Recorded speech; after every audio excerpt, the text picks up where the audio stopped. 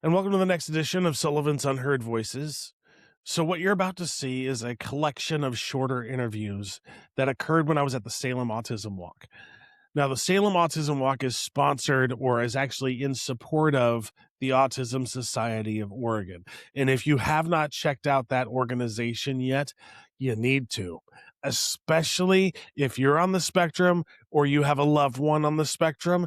The Autism Society of Oregon has a lot of resources and a lot of activities and a lot of places where you can get connected to help and services. Again, Autism Society of Oregon, even though I'm not on the board anymore, it will always be one of my favorite organizations because of the work they do and the people that work there.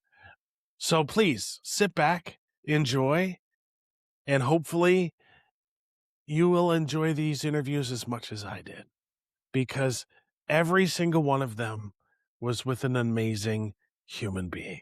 Enjoy. And welcome back to Sullivan's Unheard Voices. We're live here at the Salem Autism Walk. I'm here with Marianne. Marianne, thank you much for being here. What organization are you representing today? So today I'm representing Creating Opportunities. We support families that have children or adults that experience a disability, and we do that through, so many ways, but we do advocacy. So if kids are struggling in school, we can come in and help find supports and the right accommodations to make anybody successful, really. We also do systems navigation, and then we do workshops. We do so many workshops, and that could be anything to emergency preparedness all the way through to IEP trainings. And then we just do family fun stuff. For example, next month we're doing a Father's Day event. Oh, that's cool. Yeah, we're doing it at Evergreen Museum in McMinnville on the second largest screen in Oregon. We're going to do Ford versus Ferrari, and we're going to have hot dogs and popcorn and all the treats. And as a side note, a lot of our staff, including myself, have children or family members who experience a disability, and that kind of is what brought me to this work. And I really appreciate that you bring up the advocacy piece, because I think what a lot of times what happens when you don't have the person who knows the right words to use, it gets really hard for you as a parent to get the actual services that you need. 100%. I think that everybody should have someone go with them to an IEP meeting. I don't think anybody should go alone, but if you have someone who is familiar with advocacy and the laws and are familiar with the format of the forms, I think that that's just really helpful, because parents go into IEP meetings or different places where advocacy is needed, and they don't know. And they feel isolated and overwhelmed. And the system is kind of designed to be complicated. It really is. And what I often see is that things are so complicated, families kind of just give up on the fight because they're tired. They don't have the bandwidth to do more. And so that's where we come in. We come in and help make things easy and hopefully resolve any issues that are happening. And that's such a huge piece, and a piece that parents may not realize is needed, because at the end of the day, it takes a village to raise a child on the spectrum. Absolutely. And sometimes you need that external help from the village in order to get your child exactly what they need. And a lot of that has to stem with the fact that it's a spectrum. And so if you're trying to have a one-size-all approach, it's never going to work. No. And so having that advocacy piece, I really appreciate that you bring that to the forefront of the conversation, because it's huge, because you really need to have that partner in support to get the exact needs of the child. That's exactly right. And then once you even have a meeting where you feel like there's clarity in the situation, you still have to have follow-ups, and you have to continue to be on your grind in order to make sure that the things are actually happening and being done. And that's really difficult to stay on top of everything. It can be, anyway. Especially when you have life. Yes. Right.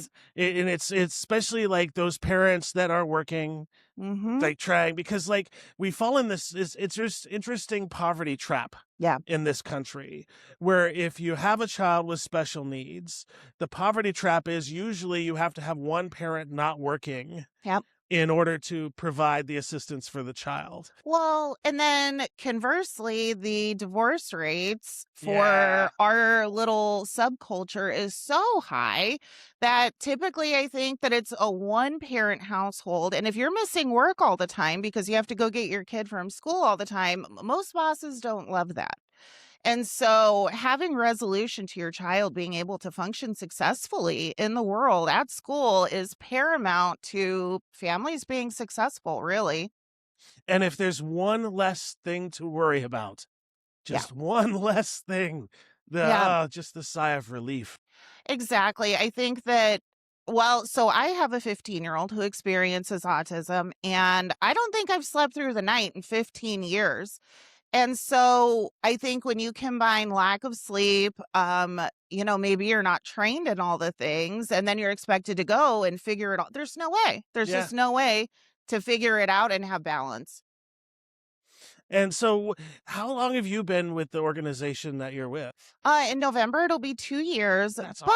but prior to being with the org, I went to all of the things at the org, and one day they called me and were like, "Hey, you go to all the things, why don't you come and start planning the things?" And I said, "Yes." And honestly, it's been a huge blessing for me in that, if I need to go get my son, I have the job that understands. Yeah. Not And that's everybody has that. huge, right? Oh my gosh. So I work my day job, I can't really get into it, but with my day job as it is, it's the first job I've ever had where I can be authentically autistic and not have to worry about my job. Yep. And so having that place where you can leave your child in their authentic autistic self Yes. and not, okay, it's over with. I have somebody in my corner. Yep. Yeah. That's exactly true, and honestly, at creating opportunities, I would say I won't go into specifics, but we have a lot of self-advocates. We really value having the voice because I think sometimes, people who are neurotypical make decisions and just decide things, and that's not really the best way to go about things. We need to have a loud voice of neurospicy individuals to guide the conversations that we're having. Yeah, because how many times have there been a misunderstanding from a facial expression, a misunderstanding from a flapping or a body movement, and then somebody who doesn't understand autism holds that child to account for a behavior that is completely out of their control. Oh And my if they don't gosh. know the language as a school person, I can Yep. see how many times that people could get into trouble that. Well, that's why it's so important to have advocates go with you to school things because we can insist on different levels of training. We can insist that all school staff come to understand. We can, also at creating opportunities, we can help you make a one-page profile that you can get into the hands of all of the individuals that work with your student so that they understand what works, what doesn't work, and how to avoid doing things that can cause manufactured trauma, Yeah. really? Yeah, which is huge. So tell people where they can find their information about your organization. Absolutely. So we're creating opportunities.org. That's our website. And then we also are on Facebook, Instagram, all of the things. And our physical address is 680 State Street. But just give us a call. Everything we do is free. We never will request that you fill out a packet of paperwork because, ew, nobody wants to do that. We do that enough. You literally just have to say that you need us, and we are there for you. And I want to leave it this too, because how important that aspect is, because so often when you go to an organization to help, the first thing they do is have you fill out this Yeah. paperwork and you feel like a number. Yeah, And absolutely not. no, I love the fact that your organization treats families as families first. Well, honestly, we see all of our families as families. We get Yeah. to know each other. We spend time with one another. We all care about everybody. And Yeah. so but yeah, nobody wants to fill out more paperwork. I've never, ever do I want to do that. Right. Yeah. I sign up for that. Yeah. Well, Marian, thank you so much. We'll let you get back to the event. Okay. Thank And you. yeah, let's see what's next. Amanda, I'm Shawn, and welcome back again. We're live at the Salem Autism Walk. What brings you here today? So what brings me here because I have been to the Autism Walk last year and it was fun, and I was in front of the Autism Walk, walking all the way down to the all the way down Salem Riverfront Park. That must have been so much fun. Did you come in like the lead? I think so. That's so awesome. So how long have you been how long have you known you were on the autism spectrum? Since I was a 1-year-old when they diagnosed me. That's awesome. What was school like? School? School for me, it can be difficult because I am on the higher level of the spectrum, and sometimes I get very anxious. Sometimes I get stressed and having anxiety. But now I'm in college, and so yeah. What are you studying? I'm studying for the Associate of Arts Organ Transfer, which means after I graduate community college, I'm going to be transferring to a 4-year university. Congratulations. That's so awesome. Thank you. Tell me about your glasses because I love them. Classes for spring term, I'm doing the general or science. Also, I'm doing a history. And also, I'm doing choir because partly my minor my minor is music. Love that. And then what about your glasses? Oh, my glasses. So you can see. Excuse me. I got these from Boo Glam. That is the coolest pair of glasses I've ever seen. Yeah, and it has piercings in the front, the side, and there's a little heart shape on it. So, do you have a hyper focus? What's your hyper focus? For me, I have a single vision just because I cannot see for far distance, but I can see closer. That's awesome. And I have the exact opposite issue. So, how long have you been in Salem? Ever since 2004, 2005, give or take. And what's your favorite part about living here? The best part of living here. So, the best part of living here is like the resources that I get, like a DSP, like a DSP connections, and also I'm working with MBA advancements for jobs and stuff. Yeah. So, And why do you think events like this are important? because for me it's important because it shows like me with kids and adults with autism spectrum. You know, well, you know, to like enjoy the fresh air and you know, get to meet a lot of people somehow. And this is our tribe. Yeah. Like this, it's so fun to be in spaces where I can be authentically autistic and not have to worry about judgment. Yeah, and judgment and stuff, and it's like people tell me things that like you're being like like you're being stupid and all. That's not cool. Yeah, because and sometimes for me, I am short. I'm 4 feet and 11 inches tall, and sometimes I get teased around. I'm so sorry to hear that. Yeah, because it gives me a lot of stress and anxiety, and I don't want to get emotionally upset because I got emotionally upset like Tuesday or Wednesday, and Well, let me tell you this. You are welcome here. We'll accept you. We love you for who you are. And I hope that nobody bullies you here because you don't deserve that. yeah, Mhm. I don't really deserve it because a lot of people are treating me different, except for the society today because I want to be like included. Yeah. And it's so important that we feel included everywhere we belong, right? It's such a huge relief when we can just smile and be ourselves. Well, thank you so much for being here today. I'll let you go back and have some fun. Oh, And thank you. by all means, not every day you interview Kylo Ren as a part of a podcast. Oh, that's so epic. I'm Shawn. What's your name? You Name's want to Jim. come in? I don't have another chair though, but Jen, I'm Jim. Jim, and Donovan. Donovan. Welcome back, folks. And actually, let me swing the camera out a little bit so you all are on there. Come on. There we go. So first of all, thank you for being here and Yeah. dressing up like this in this warm weather. Like, what brings you to these kind of events? Given we're the 501st Legion, the Mandalorian Mercs.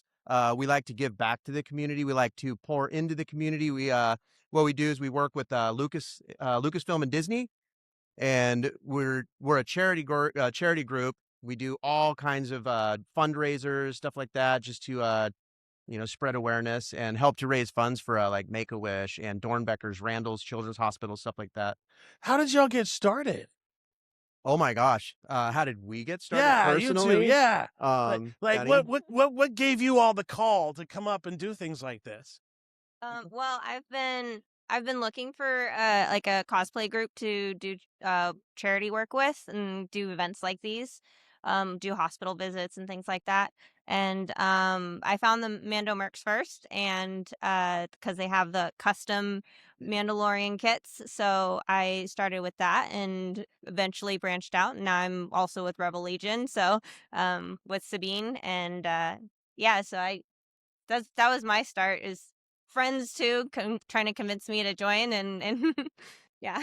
And I love everything about that, because one of the things that from my community as an autistic person, having resources like that where we can go and participate in cosplay and like support, but also see you all here.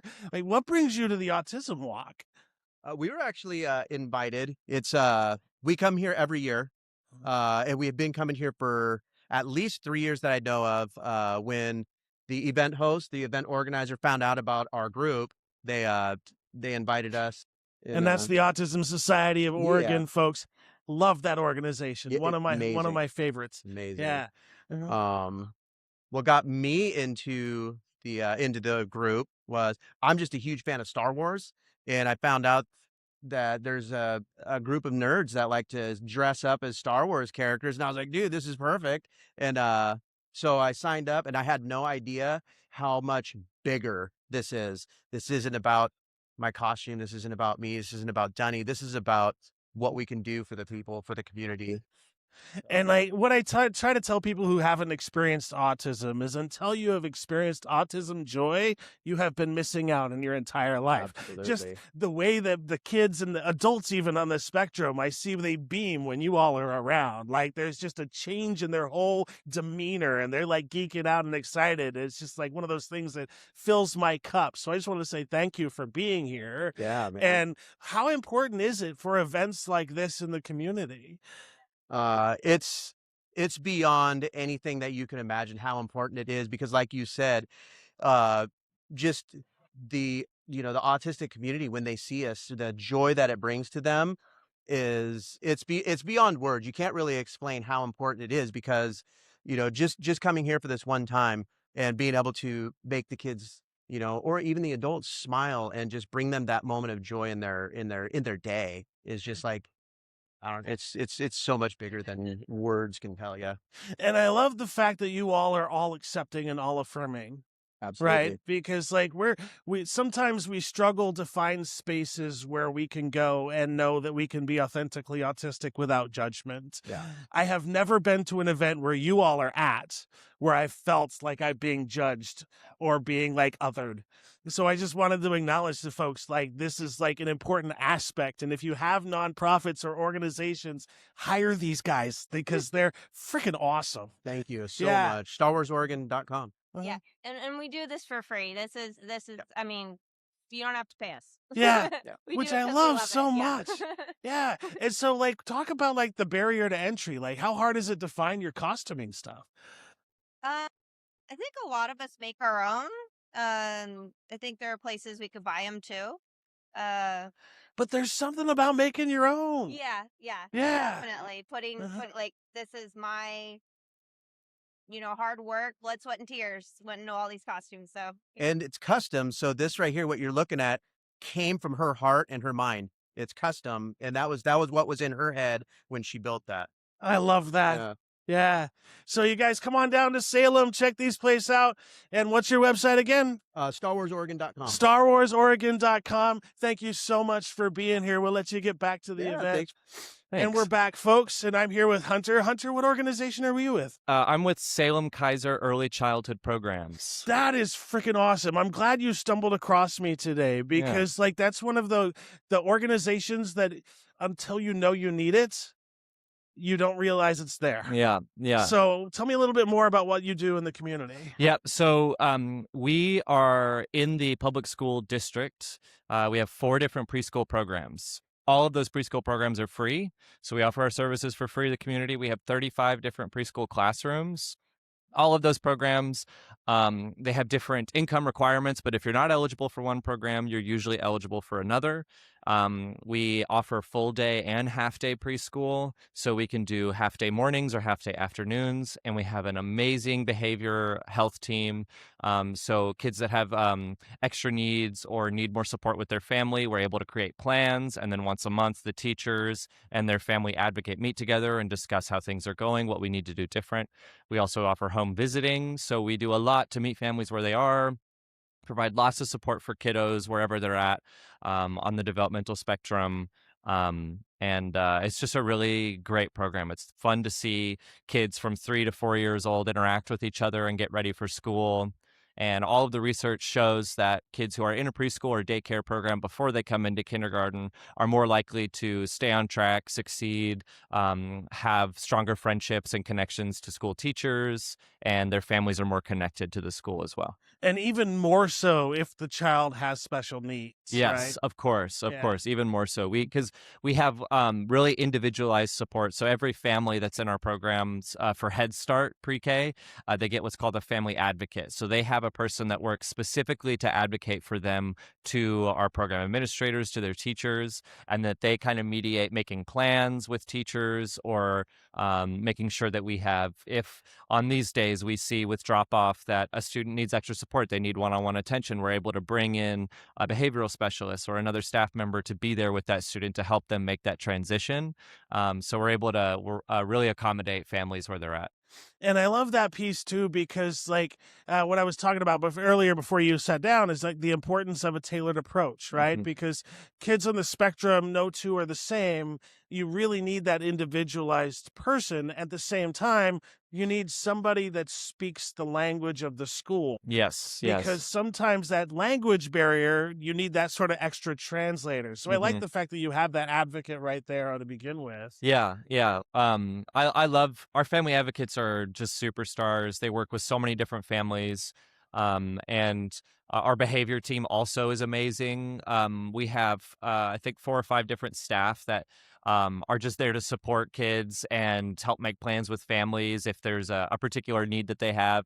And we see kids who come in maybe at the beginning of the year, it's maybe their first time being in a preschool setting or daycare setting and can be really overwhelming for them. And we're able with a behavioral specialist to work on a plan that by the time they're ready to end their first year in preschool, they're like, no, I don't want to leave. Like, why are we leaving pre-K? I want to hang out with all my friends. I want to hang out with my teachers. And we're also able to really accommodate different language needs. So if we have students who are nonverbal, we have lots of tools, different like iPads with the language apps so they can push on visual things that will say the word.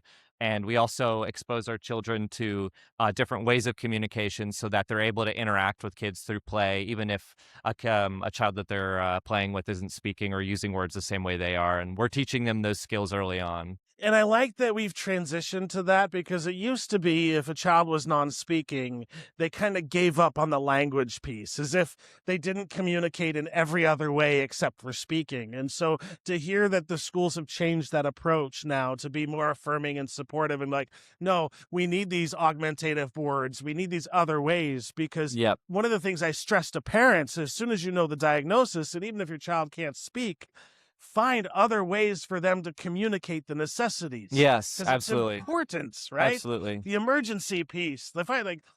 Find a different way, whether it's flashcards, whether it's be creative, but don't give up.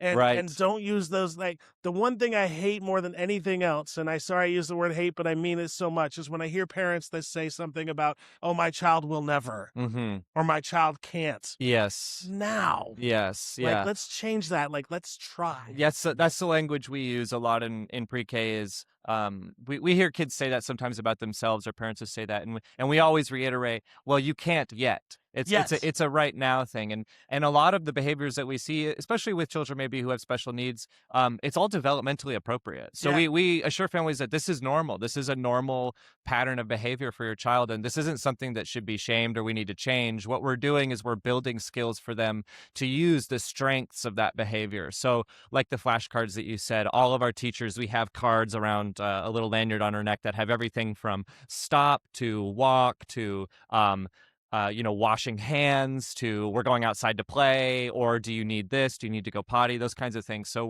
we really try and build a strengths-based approach into the way we communicate with people instead of looking at it from a deficit perspective.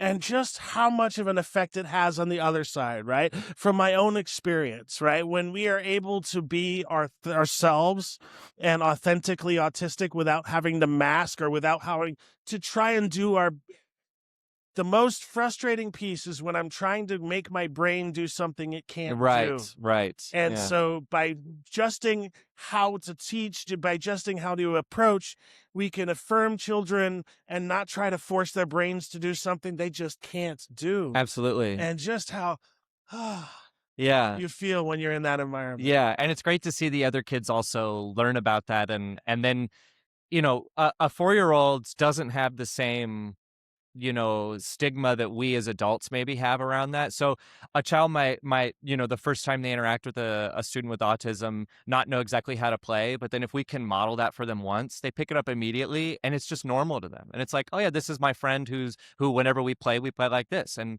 they jump right in, and you can really see that those strong bonds are made early on, and that it's really nice. Yeah.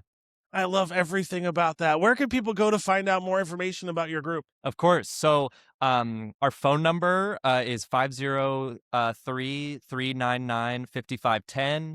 We have both English and Spanish receptionists who can field any questions you have about our program. Also, if you go to the Salem Kaiser Public Schools website and look up early childhood programs on the search bar, you'll find us there.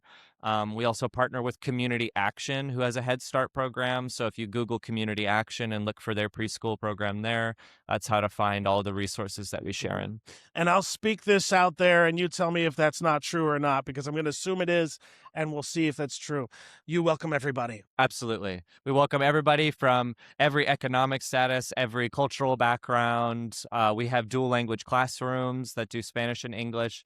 And we welcome students who have autism or a learning delay or anything like that, speech delays. We have lots of resources to support them and make sure that we want to have students in our program, because when you're in a preschool or daycare environment before you go to a K-12 school, you're able to acclimate and you're able to learn what it's like to be there, and parents feel comfortable with the schools, and we want to keep people connected to the school system. So it's a great resource. And it makes it an easier transition because you can focus on those unwritten rules around how school is structured, so that when a children with special needs gets to regular school, they don't have to participate in the school and worry about learning all of those at the same time. Yes, absolutely. Yeah. That's correct. Well, thank you so much for being here. We'll let you get back to the event. Thanks so much. I yeah, appreciate it. This is great. This has been awesome. And folks, we'll see what happens next. But yeah, check you out. Thank you so much. What's your name? My name is Manuel, but Manuel or Manny, whatever works for you works for me, man. Whatever works for you. Yeah, I mean, hey, I'm with Manny. It is. How about that? Yeah, so right. What brings you to this event today? My niece has autism.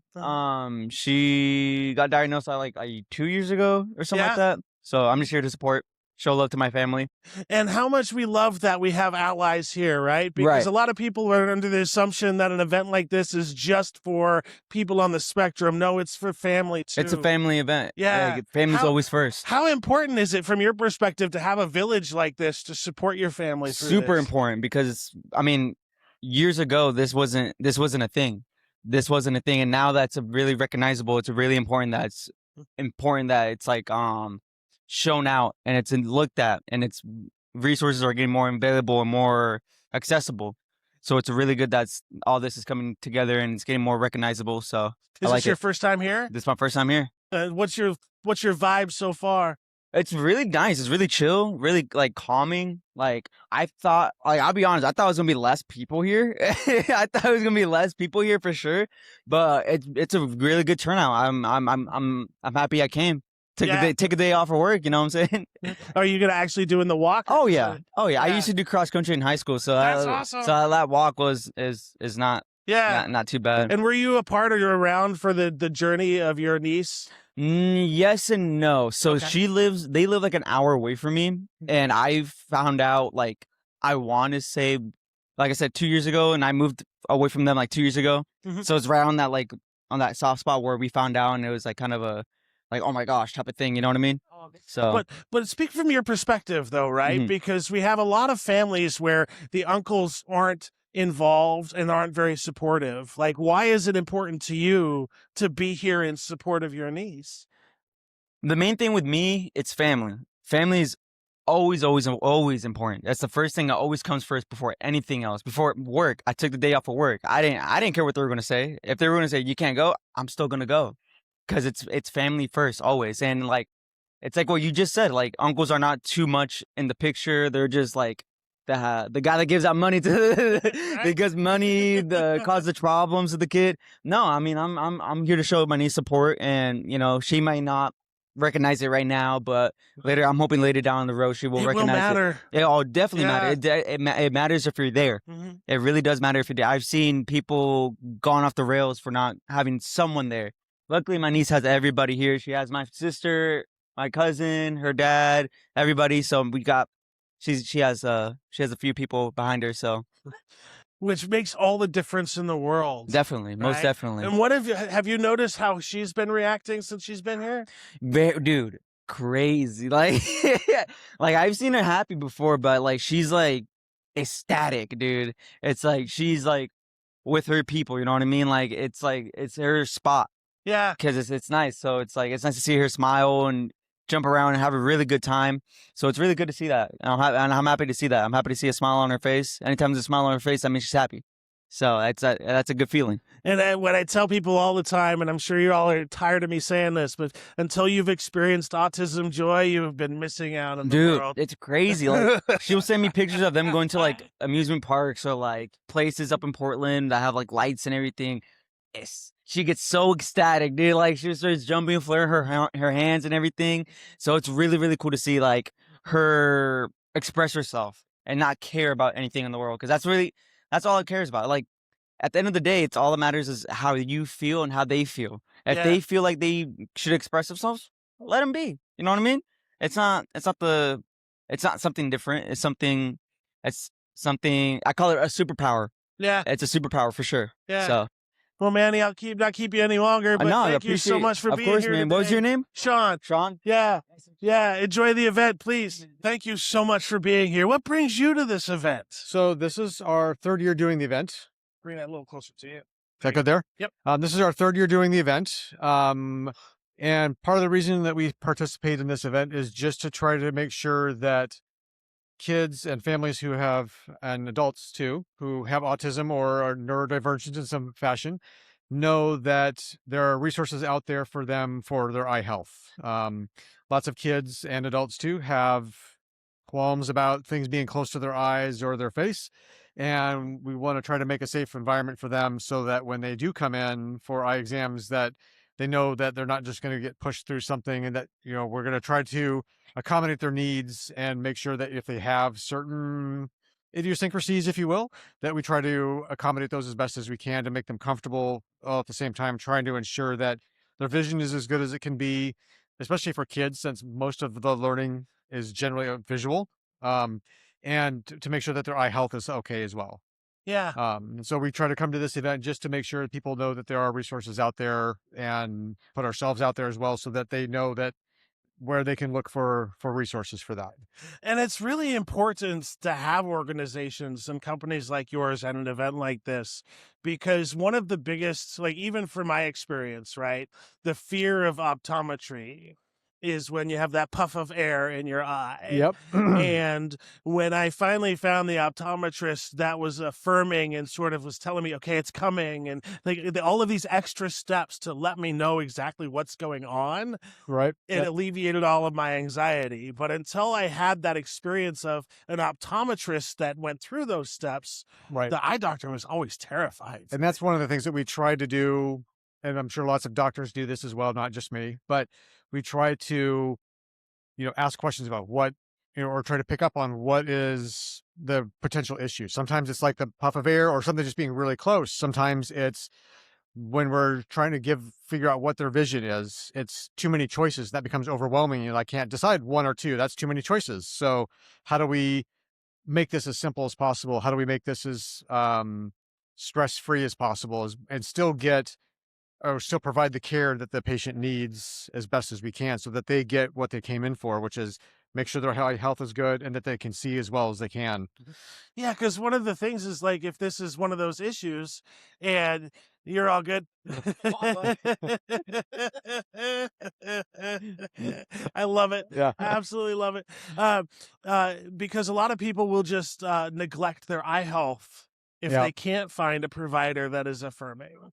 Some of that is too, and with kids especially, and then probably even worse, or maybe not worse is the right word, but even harder for kids and people who are on the spectrum, is that even kids who are, um, not neurodivergent, that they don't always report when they have vision issues. It's not like dentistry or something where you can kind of see that the tooth is coming in crooked, or it hurts when they chew, so they complain about it.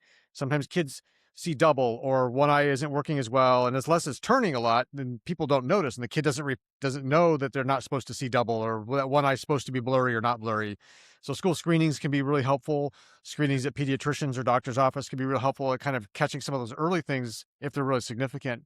But a lot of times when those school screenings and those things don't always catch everything, because they're looking for really big problems, and maybe it's a small problem, or they won't participate in one of those events because they're just trying to get pushed through a line of, the whole class of kids trying to go through a screening or something like that.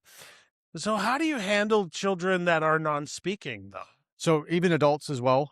Most of those indications and those times, a lot of what we're doing is what we call objective testing. So it's me measuring the responses and not really trying to get anything back from them. I'm not asking them which one looks better, one or two. I'm just measuring what the prescription is. I'm measuring, can they track an object? Can they see things at a certain distance that they're supposed to? Are their eyes aligned because they're following a target the way they're supposed to? So in those instances, and sometimes with adults as well as kids, when they're nonverbal, for whatever reason, it's just, what can I measure? And trying to get as much information as I can. And sometimes especially with kids, because sometimes they have a harder time understanding why we're doing certain testing, is just to try to get as much good information as we can in as short Yeah. a time frame as we can, so we can be successful. And sometimes we just have to, maybe we don't get everything we need, but we want to end on a good note so that we can have them come back, and maybe we can get more information the next time, or they won't be as nervous because it's a familiar experience, and like, oh, okay, this was fun the last time. Or it wasn't scary, what are we going to do this time?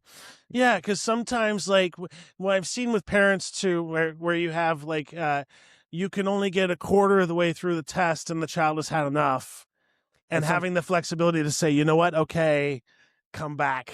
Yeah. And then we got to go next.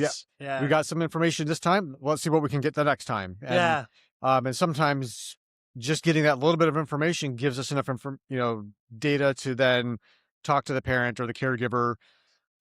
This is some things we want to look for, so then you can report back next time. That gives us some more information to then, okay, we saw this. Now let's look, do we see anything different? Or do now we know what to look for. So then they can report back, and it gives us information that we maybe wouldn't get in the exam itself. Do you have any tips for parents who have kids that tend to lose their glasses all the time? That's a good question, and it's a hard thing to answer. Some kids are really good about wearing them. Sometimes it's just about finding glasses that are just comfortable. So finding ones that aren't pinching the ears. Sometimes having the strap is helpful. Sometimes that makes it worse. They are some good products out there that are like these little silicone eye hooks that fit on the temple that just hug the ear, so then you don't have to bend the metal part down. Sometimes that's good. Usually what we tell people is, especially for younger kids, they should be wearing them full time, because if they're doing it on and off, they're going to lose them. They're going to break them. If they're wearing them, they're less likely for that to happen. And the phrase we usually use, if they're not on your face, they go in the case. So sometimes that just helps, like, because that way you know where they are. They go into the case, so that helps hopefully from breaking them as much too. And I love that piece of that, because routine, right? When I stress upon parents who have recently discovered their child is autistic, build in as many routines as possible and stick to as many routines as possible. It will lead to better success later on in life. Schedules, and sometimes picture schedules, or just like you get up, put your glasses on, you go into bed, take them off, that kind of thing. You always put them in the same place so you know where they are. So what's your connection to the Autism Society of Oregon? The society, so I learned about this event when they restarted the Autism Walk 4 years ago. So one of my kids is on the spectrum, which is kind of why I'm involved more so than maybe another person would be. And so his therapist at the time told us that this autism walk was going to happen. So the first year we came as a participant, and then I had talked to her about, oh, well, maybe this is something that I should be involved in a little more. And so the second year, so this is our third year. So the second year of the walk, then I reached out to, or she sent me the contact information, and I reached out about just being sponsoring, like, what can I do to participate and be at the event, just to make sure that people know that there are resources out there for eye health and eye and vision health. And I just wanted to convey how much I appreciate you being here. Well, thank you. Because more often than not, an event like this, it's all about the people that are providing direct services to families. Sure. So when you have a business like yours that says, no, I'm here in support and here is what I do, it helps build the village. Right. And it takes a village with us on the spectrum. Right. And it's, trying to build some, I don't know if normalcy is the right word for it, but, just like, this is, something that everybody needs to participate in at some point in their life. And so we want to make sure nobody's getting neglected with their eye health or their vision. And that they know that there's places out there where they can get the support that they need. And that those exams will hopefully go and take into account that some of the needs that they have to make it successful. And if it's not successful, well, what do we do the next time you come in? Which is a huge difference, right? Because we deal with a lot of judgments out there. And so any business where you can go and not have to be judged is a business for me. So no, let's not touch those. Thank you. Say hi to everybody on the internet. Hi. I know, I love the dinosaur too. It draws kids in. Well, I'll let you get back to the event. All right. What's the best way for people to find you? So we have a website, so capitalicare.com, and then capital is with an OL. Okay. We also have a Facebook page, and we are on South Commercial, on Commercial and Alice, kind of right by the UPS store, French Press. There's a Papa Murphy's right there, so kind of right in that area. So either one of those places. You got it. Thank All you right. so much. Yeah, thank you for having me. Hello. Hello. I am Omar Sanchez, and I'm a kid with autism. So when did you first know you were autistic? When the doctor told me. Mm-hmm. Well, they told my parents. Yeah. I didn't actually know I was autistic until my parents told me. And what's school like? Middle school's actually tough. Yeah. Yeah. Do you find that people are able to let you be without being judged? Mostly I get picked on. I'm so sorry to hear that. Last trimester, I almost got my nose bleeded. Oh, that's not fun nor fair. Yep. Actually, it was a painful day that day. Yeah. Well, let's talk about something fun. What's your favorite subject? Oh, do I have a lot? Yes, you do. That's awesome. What's one? My favorite subject is career exploitation. Tell me more. Well, next week we're starting our 3D prints. What are you doing a 3D print of? Well, some like those You know, like those toys that like connect and deconnect? Yeah, Well, I'm making that and a 20-sided dice. that's awesome. Trust me, it's gonna be much more cool in 3D printed form. So what are you going to do with the die? Dungeons and Dragons. I even have 3. You have 3? Hold up. Let me show you.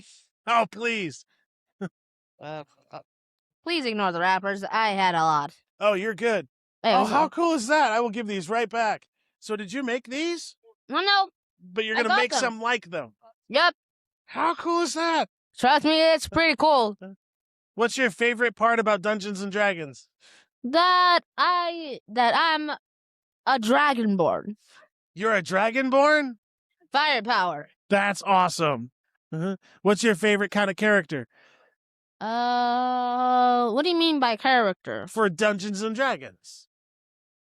Oh. Mostly,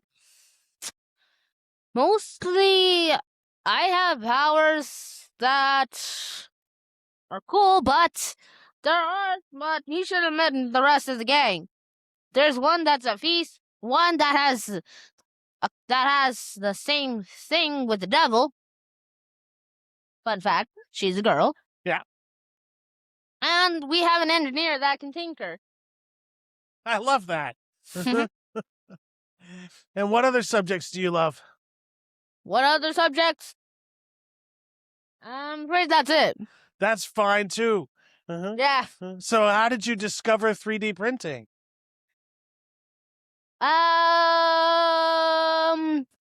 Was that in school? Yeah, it's in school. So how many times have you been to this event? Just once. Just once? This is my second time here. Are you having fun here?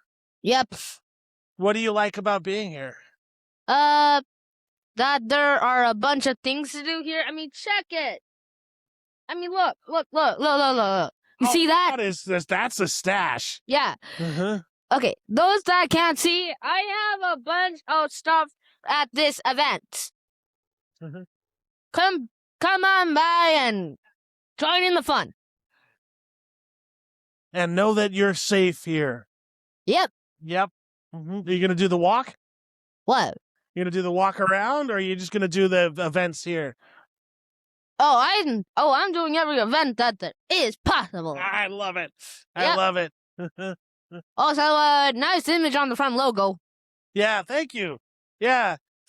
So there's an interesting story there. A friend of mine called me a unicorn riding in on a dinosaur, and since she called me that, I use it as my logo.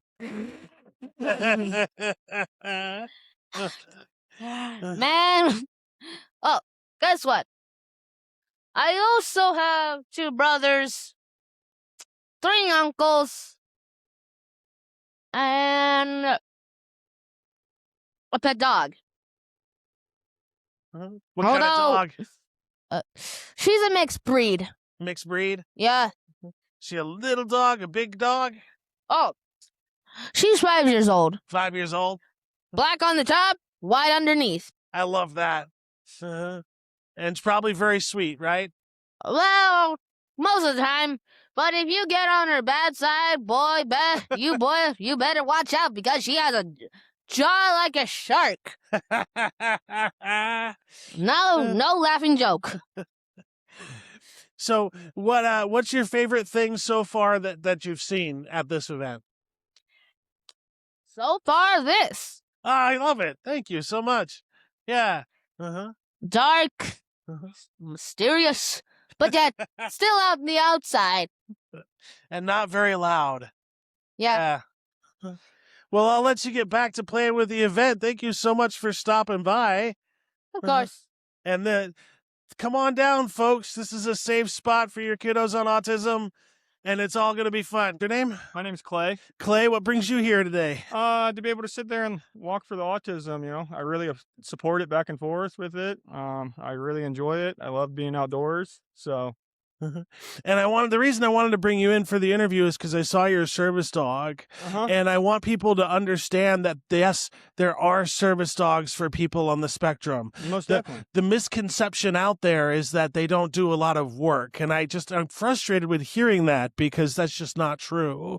What kind of services does the dog provide? I mean, I got mad depression back and forth. So, when I get inside of my Oh. moods back and forth or whatever else, she's up and she's loving on me, trying to get my mood up, trying to get me up and outside also.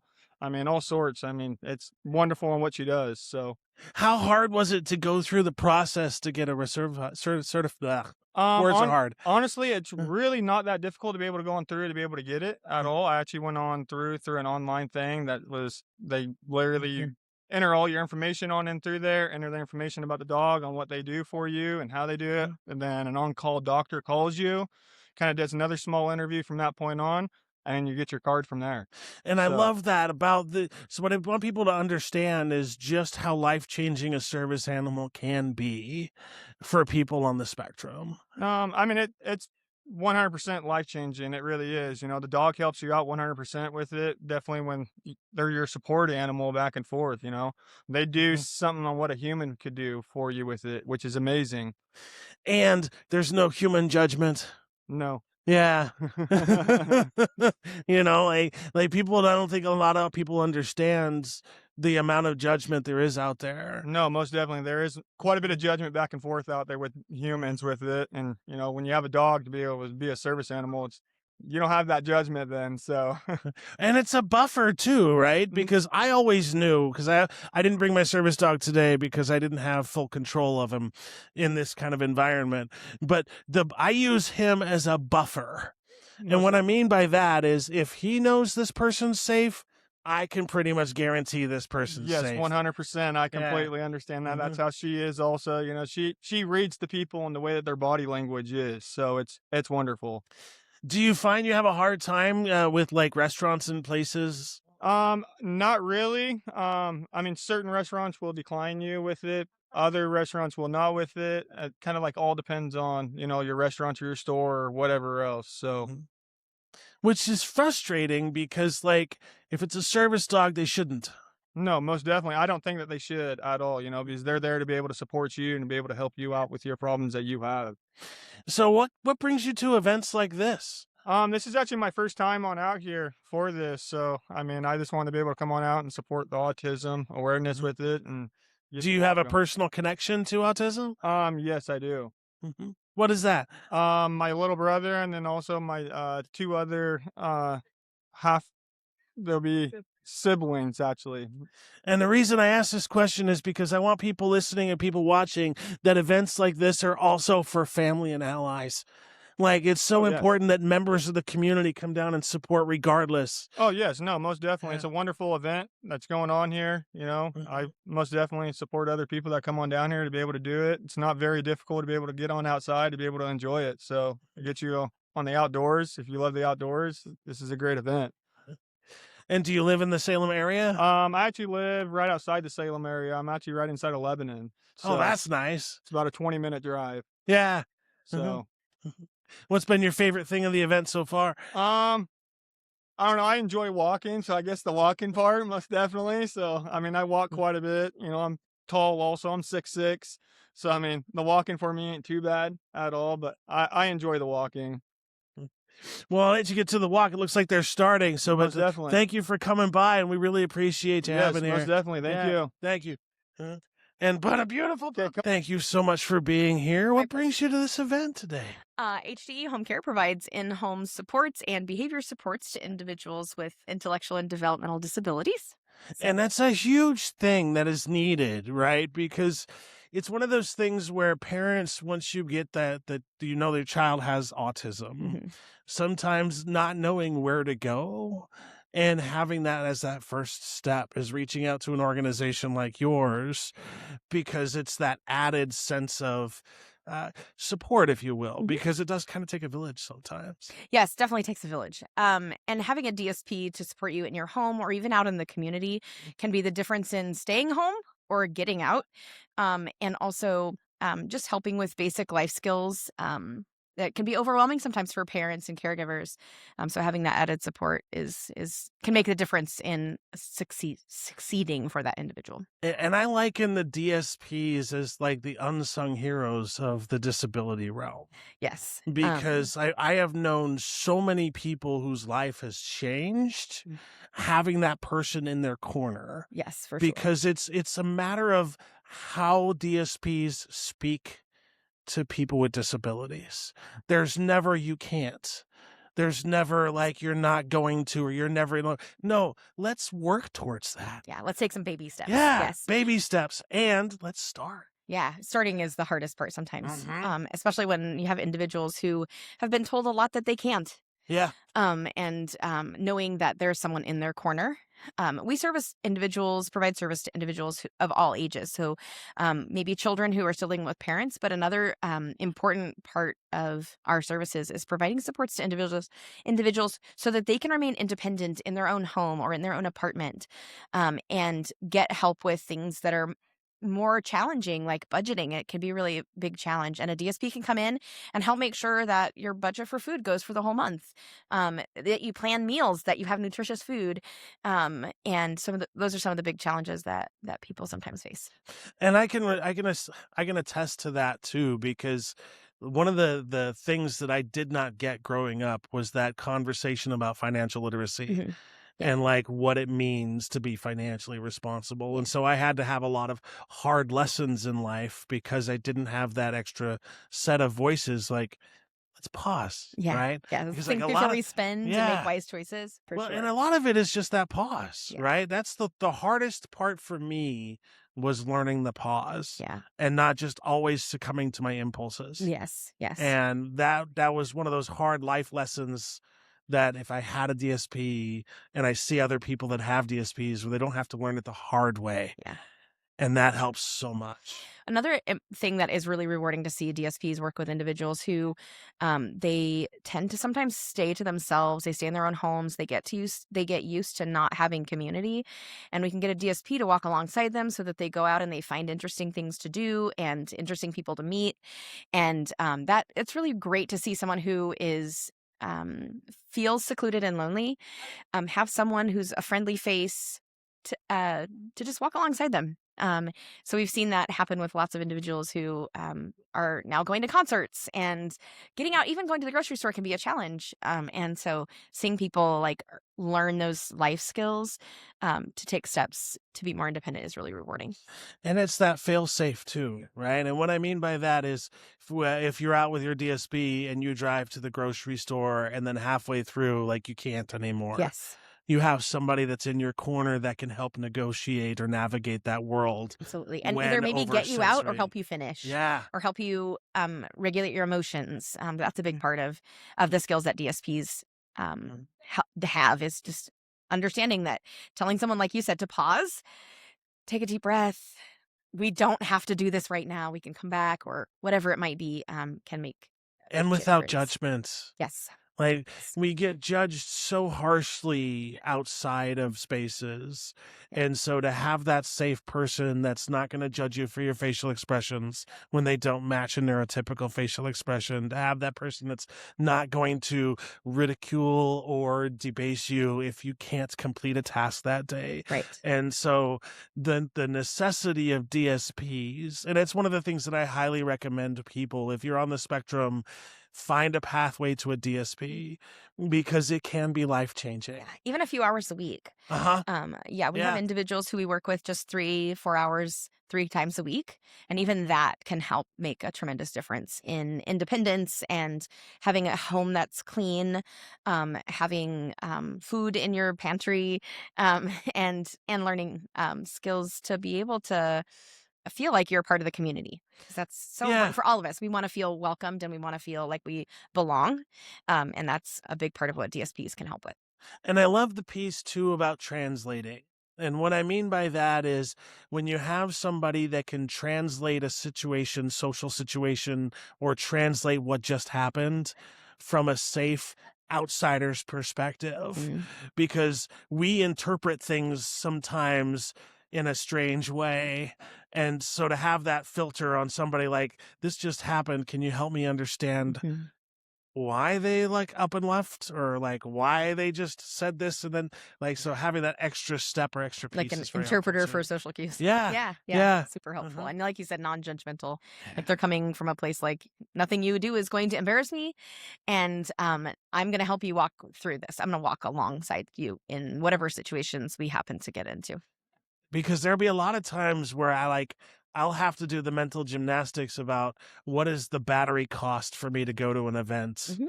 or to go to through a certain social situation, and having that extra person there to sort of help in that initial stages. And I can attest from several people in my circles that I've known that are a different person now that Mhm. they've had the DSP.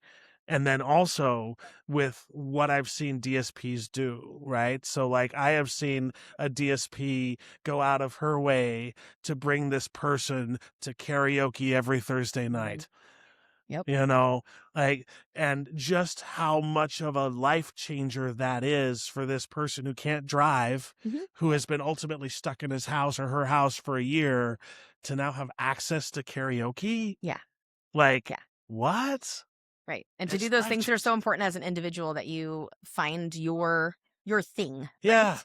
So whether it's karaoke or bowling or golf or basketball or taking Cosplay or hikes or yes, cosplay is a really one people love.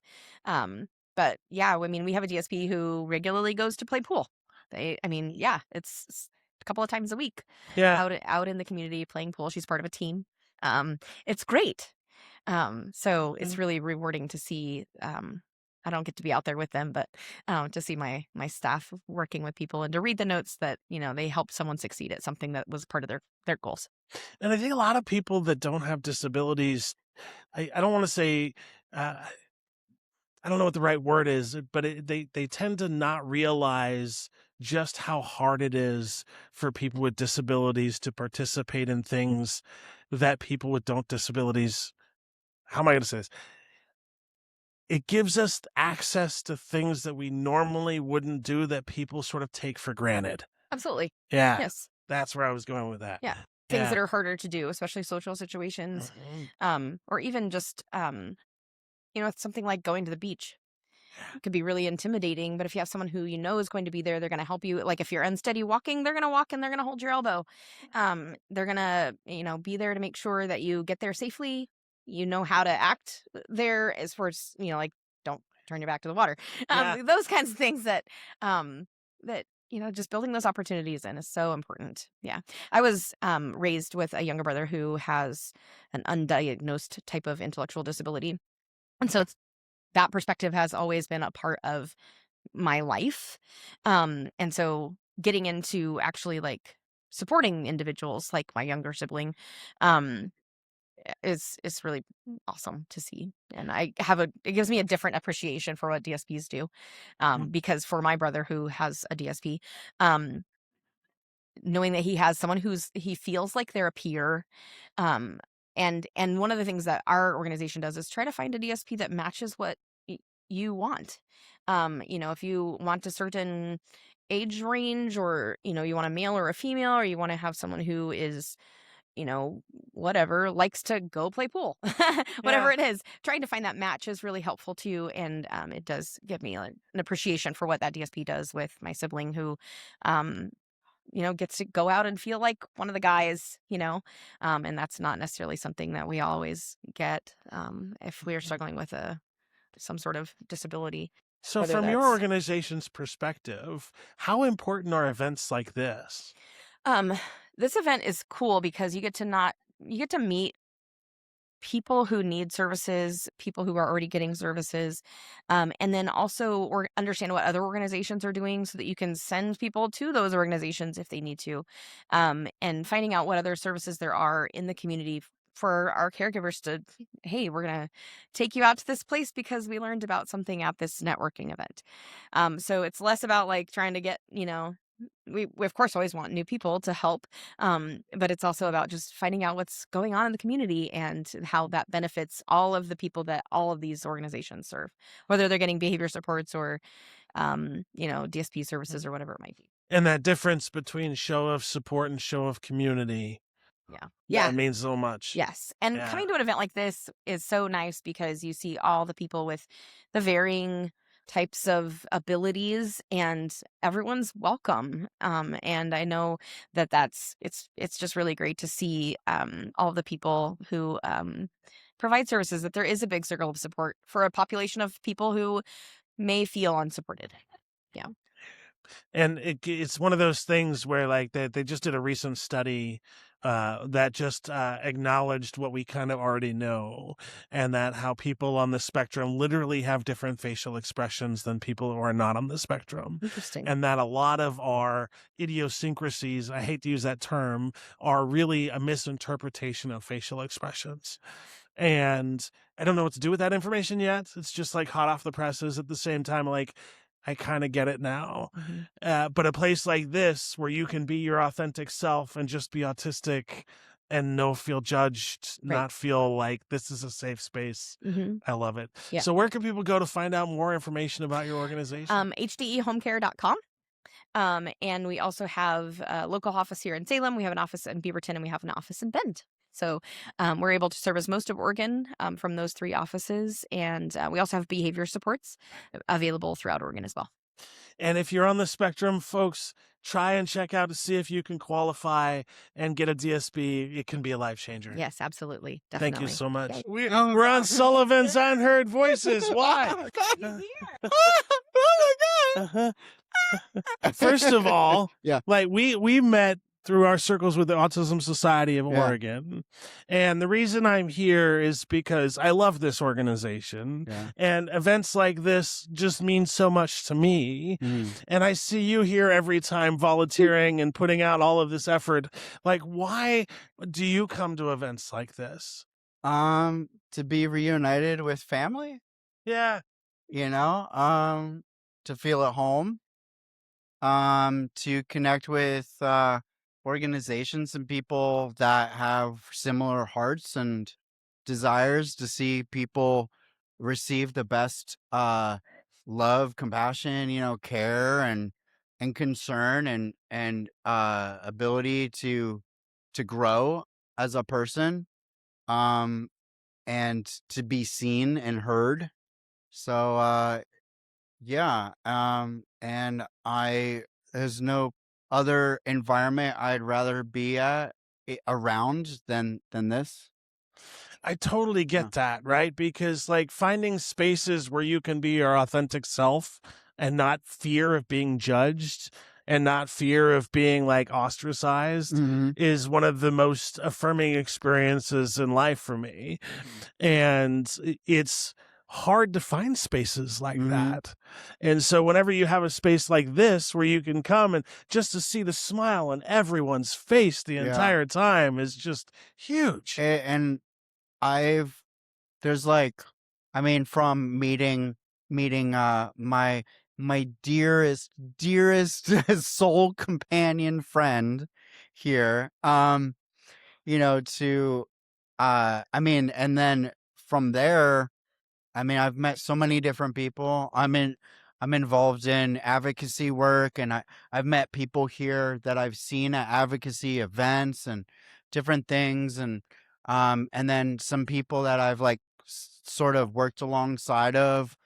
Yeah, it's been incredible. I want to stay in this all the time. It's almost like going to Disney World and then you're like, I gotta go home now, like that's how it feels. Yeah. Yeah. So, And remind me again, when were you first sort of suspecting you're on the spectrum?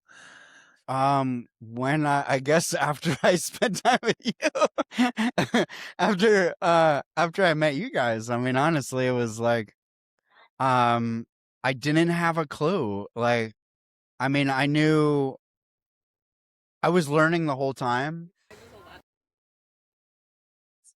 When was that? When was that? Yeah, yeah, that was For those who That's a couldn't deal hear, the breaker day he right showed there. up in Yeah. the Spider-Man outfit for Yeah. Cosplay Club. Oh my gosh. Yeah. Yeah. You know, you might be, yeah. That's yeah, that adds up. There's a Yeah. lot of truth to that. You know, I Yeah. was here at 8 this morning, for crying out loud. Yeah. You know, That adds uh-huh. up. We tend to be an hour early just to get the lay of the land. Yeah, or days. I've showed up days early to places like, no, I could have swore it was this day. And I'm like, they're early, all excited, sitting there waiting for people, and then being like, yeah, no, it's not on that day at all. Like, I'm like, but I'm here early. So early. Anyway, but yeah, yeah, I guess it was the law of attraction, you know, learning like that I'd been around people that were reflecting me for so long, and then having Tess just kind of break it down for me. And then actually as my good friend Tess was unmasking and learning about their journey, and then them providing me that safe space to be myself where I could also, and learning through their experience, and that the validation of a lot of my experience, and then more people that I was around, was it like it healed a lot of wounds, you know, from my childhood. To be like, you're not broken, there's nothing wrong with you, and that you were just misunderstood, you know. That has helped a lot. And it's interesting because, as somebody else who was diagnosed late in life, when I started the pathway towards diagnosis, it was fascinating to me just how many questions it was answering without bringing up more questions. Yeah. It's like, okay, I might be onto something here. Yeah. Yeah, it's trickled down deep. Yeah. Like, I'm like, wow, like I've digestion issues Mhm. too, and little things that, I mean, just really fine details of my childhood that I could never really understand. And you know, and being misdiagnosed at times too. It's just been really nice. And I feel more confident in myself now. I feel, having like gotten to know myself deeper, you know, Yeah. is nice. And having friends that reflect you. There's like nothing better than having friends. Like, I think actually most of my friends, my closest friends, all reflect each other. And I think that's like the greatest friendships you can have, because you're learning about yourself, and we're like simultaneously learning and growing together in that. And it's beautiful. Which is fascinating, because, like, I remember the first time I went to a support group for people on the spectrum, and it was the first time where I, like, you mean I'm not the only one who thinks that way? Yeah. You mean I'm not the only one who does that? Yeah. And just how affirming it is to be around other people that have that similar life experience. Like, oh, that explains so much of my childhood. Yeah. Like, now that I know I'm autistic, I've had the same job for 7.5 years. Wow. I've never lasted longer than 1.5 years Yeah. up until I was diagnosed. Wow. But now that I know I'm autistic and I know what those pitfalls are, like, I don't have to quit an organization if my manager, who is neurodivergent firming, quits the organization. Yeah. So it's just, my whole life changed Yeah. because of this diagnosis. Yeah. I'm on the pathway to that. And I think it's gonna be really, yeah. I mean, I feel like I've already identified, and then it's just like, Mm. which I don't like to be like one of those where I identify, for me personally in my walk, because I like to be an open book constantly. I like to, you know, I don't, because I'm very different than you know, and so on and so forth. So I kind of like to be like that, but I feel a lot of that validation and healing through this whole journey Yeah. of all of that, you know. And I feel, I don't like, I mean, I want to be more in this environment. Why also is like, because then I feel that, yeah, there's all that valid, like, oh, there's other people that think like me, act like me, you know, and everything like that. And then, yeah, it's and then, and it's like the most supportive community, that I never have been judged, or it's that fight of being like, who's gonna be top dog here? There's none of that here. It's Yeah. so cool. And Yeah. it's very direct. Yeah. Super direct, And I the love other it. part Yeah. too that I love is that even if you're not on the spectrum, you are welcome in autism spaces. Yeah. It's not like we have this closed door, like you need to be on the spectrum to be like, no, Yeah. we welcome everybody here. Exactly. And that's a huge difference in the Yeah. approach to things, I think. Yeah. Yeah. 100%. What's been your favorite thing so far today? Today, oh, that's a good question. I don't know. Seeing my friends, Mhm. and I don't know. I don't know. It's I mean, connecting with people, because it feels like a reunion. Yeah. It feels like a reunion. Like, Yeah. I couldn't miss one of these walks, because I'm like, this is like the time I get to see people. Mhm. And I got your shirt. Oh, I did get your shirt. I know it's new. It's the new symbol for is a possum. It's unfortunate. But I love it. Yeah. And I love the rainbow attached to the tail. I love too. that too. Yeah. Yeah. Mhm. I would say, yeah, I would say that. Yeah. I don't know. There's a lot. It's a little. Yeah, and then seeing some new things out here, or new people. Talking to the optometrist was a trip. There's an optometrist out Yeah. here. Really? Yeah. Yeah. Oh, okay. Oh, Yeah. cool. Nice. And the fact that they do affirming eye care, and like he has strategies in place if the child's non-speaking. Like, Whoa. yeah, it's pretty cool. Yeah. Really? Yeah. Wow. Uh-huh. That's so rare. Yeah. That's what I Yeah. was saying. Like, I love to see organizations and companies at this event Yeah. that are outside your traditional sort of support agencies. Yeah. Yeah, like there's this one organization over here that does mental health with people, on the spectrum. And that's beautiful. I mean, and very hard to find, the And one. the Concordia clan, Yeah. the Star Wars folks, they're the best. Yeah. Yeah. Which I should probably go over and steal them. Oh, Has to yeah. be. Has to be. We're actually kind of planning to go see the new Mhm. Mandalorian movie after this. What is That's you awesome. doing? Huh? Oh, really? Sensory. Where? Oh, dang. In Cornelius, there's a sensory movie playing of the Mandalorian movie. Oh my gosh. That's a plug right there. Go, check it out. 6:30 p.m. on Wednesday. In Cornelius at Studio One. Or no, what's it called? Cornelius 10. Cornelius 10. Okay. Right says. Yeah. Amazing event. Amazing. Yeah. Well, I'll let you get back to Thank it. you. Yeah, I thank you love for your sitting logo, down. the whole nine Thank setup. you. Wow, this Uh-huh. is cool. Are you gonna? Are you next? Come on. I think. How can I not and have the one and only only Taz. Taz? The complicated one of Whatever. that you still email the Autism Society and you still get me even though I don't work there. Hey, I'm still listed on the board even though I'm technically not I on mean, the board. I still have 2 emails Yeah. that I manage Yeah. for the Autism Society because Yeah. I didn't want to abandon them.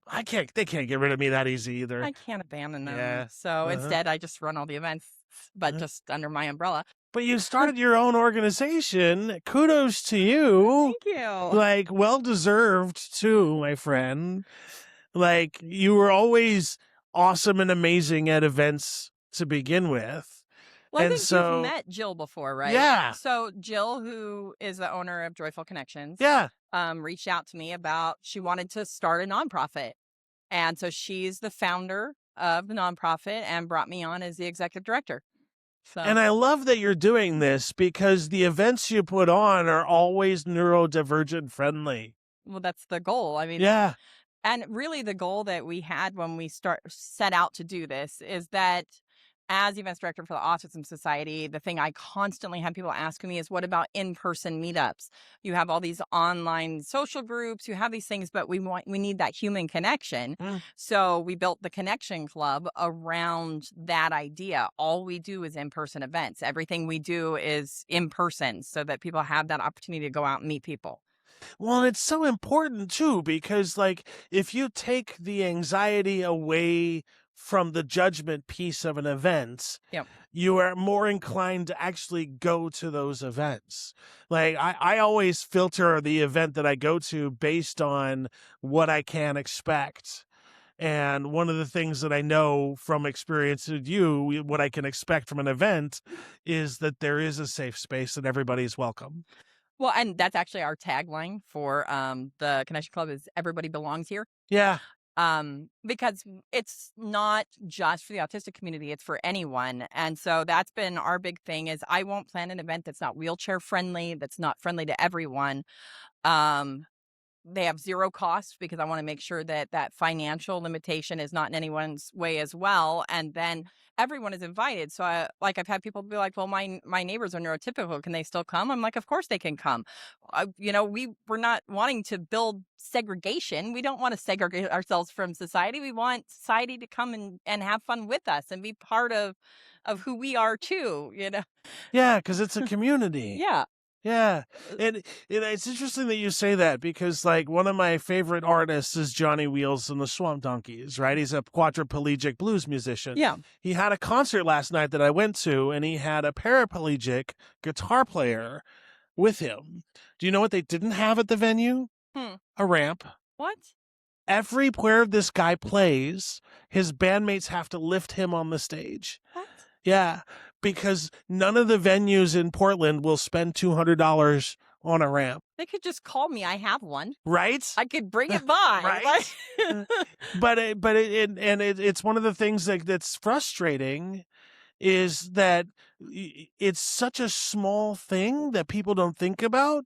Yeah. But the ramifications of not having that extra thing, that ramp wheelchair accessible, is that you're excluding people. And it doesn't even people that aren't in wheelchairs that might have a problem with stairs. And so, like, the fact that you have that sort of planned out there is awesome.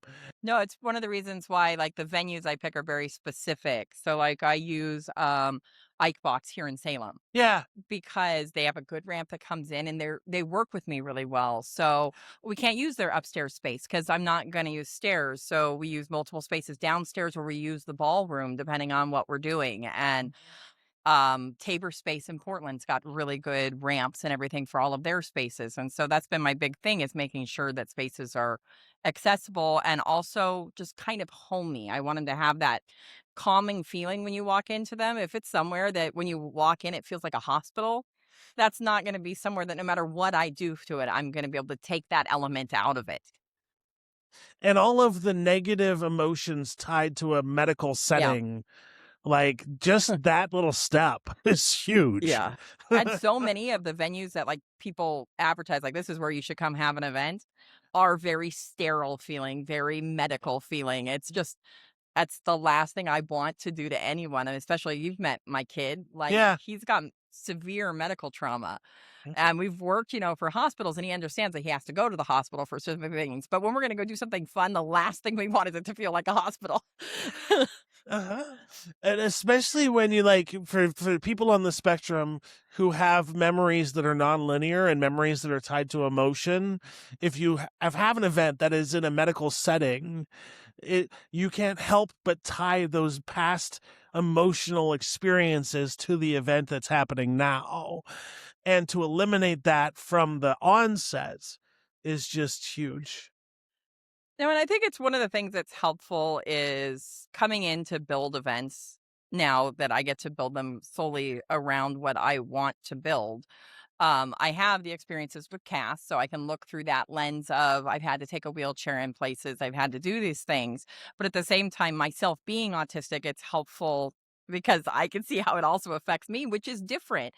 And then sometimes I'll bring Liam in and test like the way the sound reflects because he's going to want to do his echolalia. And so having a family of neurodivergents is kind of helpful. because we're all so different, and my whole family is all so different. So, Do you mind if I get on my soapbox for 1 second? yeah. Because I want people to hear this, right? If you are interacting with somebody in a wheelchair, don't talk to the person they're with. Talk to the person in the wheelchair. Please. Like, I see this happening like at a bank where like, and I went through this experience where I had a friend, she had a broken ankle. And so she was in a wheelchair. They talked to me as if I was the person in charge of the finances. Like, no, she just has a broken ankle, folks. Like, so like, don't assume that somebody in a wheelchair has a cognitive disability. Well, and Like, Castiel, I mean, you've met Castiel. Yeah. Like, he's Brilliant. smart as a whip. Brilliant. He's actually gonna start college at Sylvania to go and do radiography. That is epic. So That is epic. And is he still in the wheelchair sports? yeah, so he plays professional power soccer for the Rose City Renegades. We're actually headed to nationals at the end of June.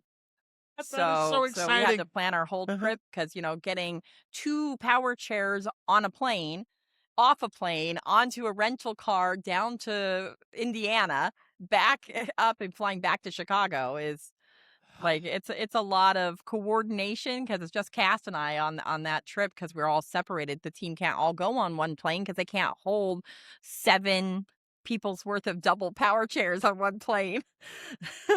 So how do you do with the backup battery piece of that when you travel? So we bring chargers, actually. Okay. And when they're set up, so we have them set up actually at the stadium the whole time. So they have an area where we can have them charging whenever we're not using them. So the second they've finished their match, we plug them in, they charge back up to full, and then overnight chargers. So we have that like a trickle charger that run overnight. So they're always full and ready to go. The nice thing when we're at a thing like this is that we only have to set up all the guards and everything the one time, and then they just get to stay there. Okay. Because when we're like doing traveling, you have to keep breaking them down. Oh, and that's not very easy. It's not. So do you mind if I ask about the plane piece? Yeah. So like when you're taking the motorized chair onto the plane, do they literally pick the person up and put them in the seat and then do something with the chair? So we have 2 chairs. We have the regular mobility power chair, which Cass will take all the way down to where we're going to board the plane, and then they'll move Cass to an aisle chair. And then the aisle chair wheels in and they manually get transferred over. Half the time, though, I just pick Cass up because Cass is pretty light and I carry him on the plane. They're kind of used to that at this point. But that's why, though, I normally get the very front seat on the plane. I don't care how much that seat's going to cost me. I tend to buy that seat because it's just easier because he gets injured really easily if he gets banged around. It's a personal choice because I like safety. But then the second chair is his soccer chair, which is a completely separate power chair. And all of them have one. And it's got this big grill that goes around at the front that they hit the ball with, and different brakes and different everything. And then a controller that in itself is a really expensive item. So before we get on a plane, we have to remove that controller, put it in a safety box, take all of the other components off other than to try to make it fit in that imprint of a regular power chair. So we end up strapping the grill and everything down in the seat. So it's like a big box of a power chair. Okay, you're kind of breaking my autistic brain here because I'm struggling with why they make you do that in the first place. I mean, if we didn't, it would probably get broken on the plane. Because space is a minimum and they only have they'll confined. Throw things and stack things on top of each other, flip things upside down. I mean, we just went to a tournament in California, and one of his teammates has one of those really cool walkers that's like the stand-up assistance walker, and they broke the handles on it on the way to California. So while they're going to repair it, we're now in another state and he can't use his walker. So we ended up getting zip ties and things and running stuff through and zip tying it down so he could still use it, but it was a nightmare. And they were like, "We're sorry, we've never packed one of those before." Well, I get that, but you don't want to throw a bunch of stuff on top of things that can break. It would be the equivalent of like a musician stashing their guitar and then people just throwing a bunch of Yeah. stuff on top of the guitar. Yeah, it's a reason why like I carry my laptop on me on the plane because I'm not going to trust they're not just going to huck it into a.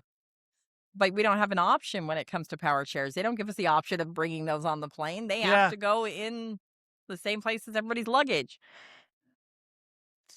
Uh-huh. I know United's been talking about working on it though, working on some spaces where people could actually come in their power chair and be strapped down, kind of like you do when you're on a bus. Yeah. Like that, which I think would be so cool because so many of the people that use power chairs when traveling, they are incredibly uncomfortable while we're on the plane. Yeah. They need that, the ability to recline in the power chair. They need the full strap in. They need all of the things that they don't get on a plane. Well, and the power chair and everything else is going to be configured to their body, to their body style, whereas that chair is uncomfortable for people without disabilities. And so to stick somebody with whose body needs to be a certain way in those gosh forsaken seats, like I'm excited to hear that United is saying that they're doing something. Yeah, they're working on it. We'll see. They're the only airline that said they're working on it, so my fingers are crossed. I know Alaska's working on more accessibility things, and they're really easy to work with, and that's one thing I appreciate with Alaska. It's like if you reach out to them and let them know you have all these power chairs, they've always worked to try to accommodate us as best they can. Yeah. To be prepared and have all the walkthroughs. And United is the same. Like I've been able to contact them. That's who I'm flying with for this. But I still feel bad because, like, there have to be other people that feel the way I do with putting their kid on the plane. Yeah. And I don't know many other people that can just go ahead and buy the first class ticket so they can be in front. 100%. Like, while I don't have a lot of money, I budget for that. There are families that couldn't do that. And I feel horrible for them because I'm stressed out enough with the ability to do that. So. Yeah, and it's one of those added hidden costs that people don't realize for parents because the potential cost and risk for your child's safety if you don't do that is extremely high. Yeah. Because those narrow seats and narrow aisles down the middle, like... Well, and Cass is slight. Like, Yeah. he's tiny. So putting him on a plane isn't even that difficult on an aisle chair. Like, he can mostly fit, but they've banged him into stuff a couple of times when taking the aisle chair down. And he's so fragile. Yeah. Because he has early onset osteoporosis. So his bones and everything break really easy. And so I don't want to risk it with him. But I was imagining, like, some of the bigger paraplegics and stuff, how difficult that must be. Like to not be able to afford to be up front and have to take this chair that barely fits down the aisle and just kind of be shoved through. And how many people can't fly because of their disability? Yeah. And it's kind of required at this point. Like, it'd take too long. And with the current price of gas, like nobody's affording to drive anywhere. No. Yeah. And it gets out of hand. I did look at it. I weighed out how much it would cost to drive, and I was like, nope, it's cheaper to fly. So where can people go to find out more information about your organization? It's www.connectionclub.com. And we've got a calendar on there. I will say I don't have control of my own website. So if you click the calendar, it's got some old things on it, but at the top, there's a little link that says calendar. If you click that I have control of, and it has all my events on it. Right now, I think it has 35 events listed because it's only through the end of June, but I update it like tomorrow. It'll be updated with the next events to keep pushing it forward into the next port. So, and what's the next big event you got coming on? I mean, big is relative. That's fair. I just had an Oaks Park event, and that was huge because we had over 1,700 people came. That's awesome. But it wasn't, one of those come and do a fundraiser at the park or that kind of thing. It was, we were giving away bracelets and providing food. And so it was just created for a hangout for people to come and meet other people. Our next event that I have is Wednesday. We have a game night and Lego night in Eugene. And then next weekend we have a Lego night in Portland. But then the following week we have our game night over here at Ikebox, because we do that on Monday nights once a month at Ikebox. Then we'll have Lego events here in Salem. We have our dinner and movie coming up. on the 14th. And that's really fun because we do a movie playing at Icebox.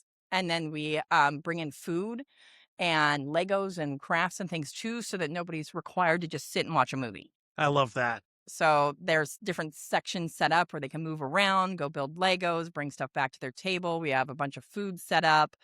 And it's really great. And then Icebox is open for an hour during it too, so that we can give them vouchers to go get coffee or tea or whatever they want. So, Well, Tess, thank you so much for Thank being here today. you. This amazing event, as always. I Yeah, was glad to get to help. yeah. And I'm so glad that you have started out of this endeavor.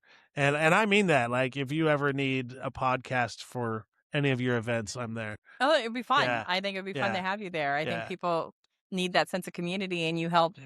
bring that. So, Yeah, and as always, I don't charge for that kind of crap. So, well, as always, I like talking to you. So, yeah.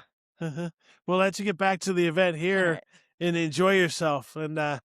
come on down, folks. It's almost over, but we have some time left. Thank you, Tess. We got snacks too. I brought leftovers from last weekend. Daniel, welcome. We'll put that a little bit closer. What brings you to this event today?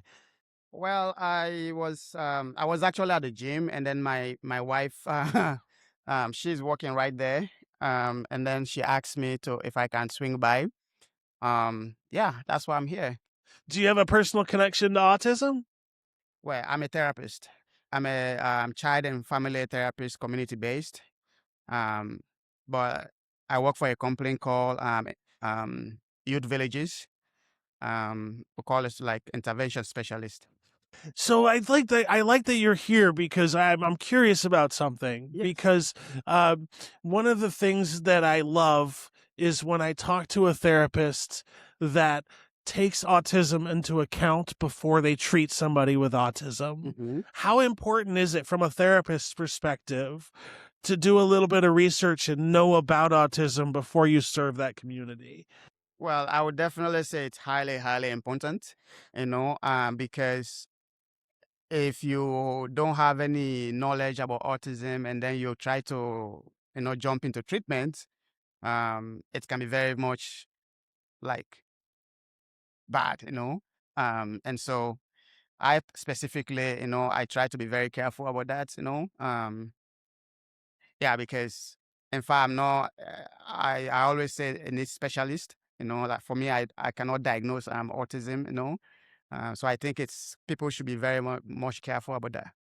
At the same time, I can't stress enough how important it is if you are autistic, especially if you're seeking a diagnosis, right? Mhm. To also get a therapist. Yes, It's so valuable. it is very valuable, I mean, so it is important to note that you can arrive at the same results from multiple angles, um so you can have the mental health aspects in there, but then also you have the neurodivergent aspects, right? And so making sure that like you understand like the autism itself and what it takes. Like I have no experience in that, and so for me, I think it's important for someone who is a specialist, or if I'm working with an individual, do my own research. But I don't also rely on those research, because just because I did a research does not mean it doesn't give me the Yeah. the right to start working with someone with autism. I can work with other aspects with that individuals, like the mental health or behavioral aspect. But when it comes to like autism itself, we have to be very, very careful. 100%. And what I mean though is the more often than not, Mm-hmm. people on the spectrum also struggle with depression, Mm-hmm. also struggle with Absolutely. anxiety issues. And so I think there's a difference between seeking a diagnosis Mm-hmm. and seeking help for the ancillary pieces. That's absolutely. Yeah, That's absolutely. because we can be our own worst critics. Mm-hmm. And and I'm speaking from my own personal experience, like life is strange. It is. And having a therapist that can help translate the world Mm-hmm. on whatever's happening has been the key to the success in my life, Absolutely. because it's one of those safe spaces where you can go without judgment. Yes. Yes. How yes. important is a safe space? It is. It is. I mean, I can overemphasize overemphasize that. It is as critical as just like the diagnosis itself, because like the only reason why I'm sitting and you are talking to me here is because you see me and you feel safe. Yeah. And so if I'm not safe, why would I even sit and listen? Individuals, people, we all that struggles, we need safe space, but we also need someone who can listen to our voice. Yeah. Because most often, like we'll create a safe space, but like our voice is just be there, but it's not really heard or listened to, right? And so I think creating that safe space also entails like, is my voice heard? Are you listening to me? Am I safe enough to be able to talk about things that I will not talk about like outside, you know? And I hope that makes sense. It totally makes sense, because there are things that conversations I can have with my therapist Mhm. that I can't have elsewhere. Absolutely. Because sometimes you just need to work through something, Mhm. and we may have the wrong perception about it. Definitely. We may have the wrong sort of view, Mhm. but if we don't have a safe space where we can talk about our views and our Mhm. states, we can't adjust. No, there's Yeah. not going to be any healing. Yeah. Right? Yeah. In order for you to be able to heal, you have to be able to like talk about those things, because healing can only come true because most of the times we have these things, we hold them onto it because we don't feel safe enough to talk about them. But when we have the spaces there for us to talk about it, and then we start seeing healing, right? I work with a lot of individuals who are also on the spectrum. Well, I am not trained in autism, but because I look at the behavioral aspect and I create the space, and I work with children, I create the space for them to be able to like feel comfortable and feel safe enough so that they can talk to me about hard stuff. And sometimes this stuff is not just about the speech. It's not just about it's sometimes behaviors, Mm. when a kid is like struggling in my sessions or like throwing like, they are feeling safe to be able to do those things. Yeah. And when I talk with parents, this is what I teach parents.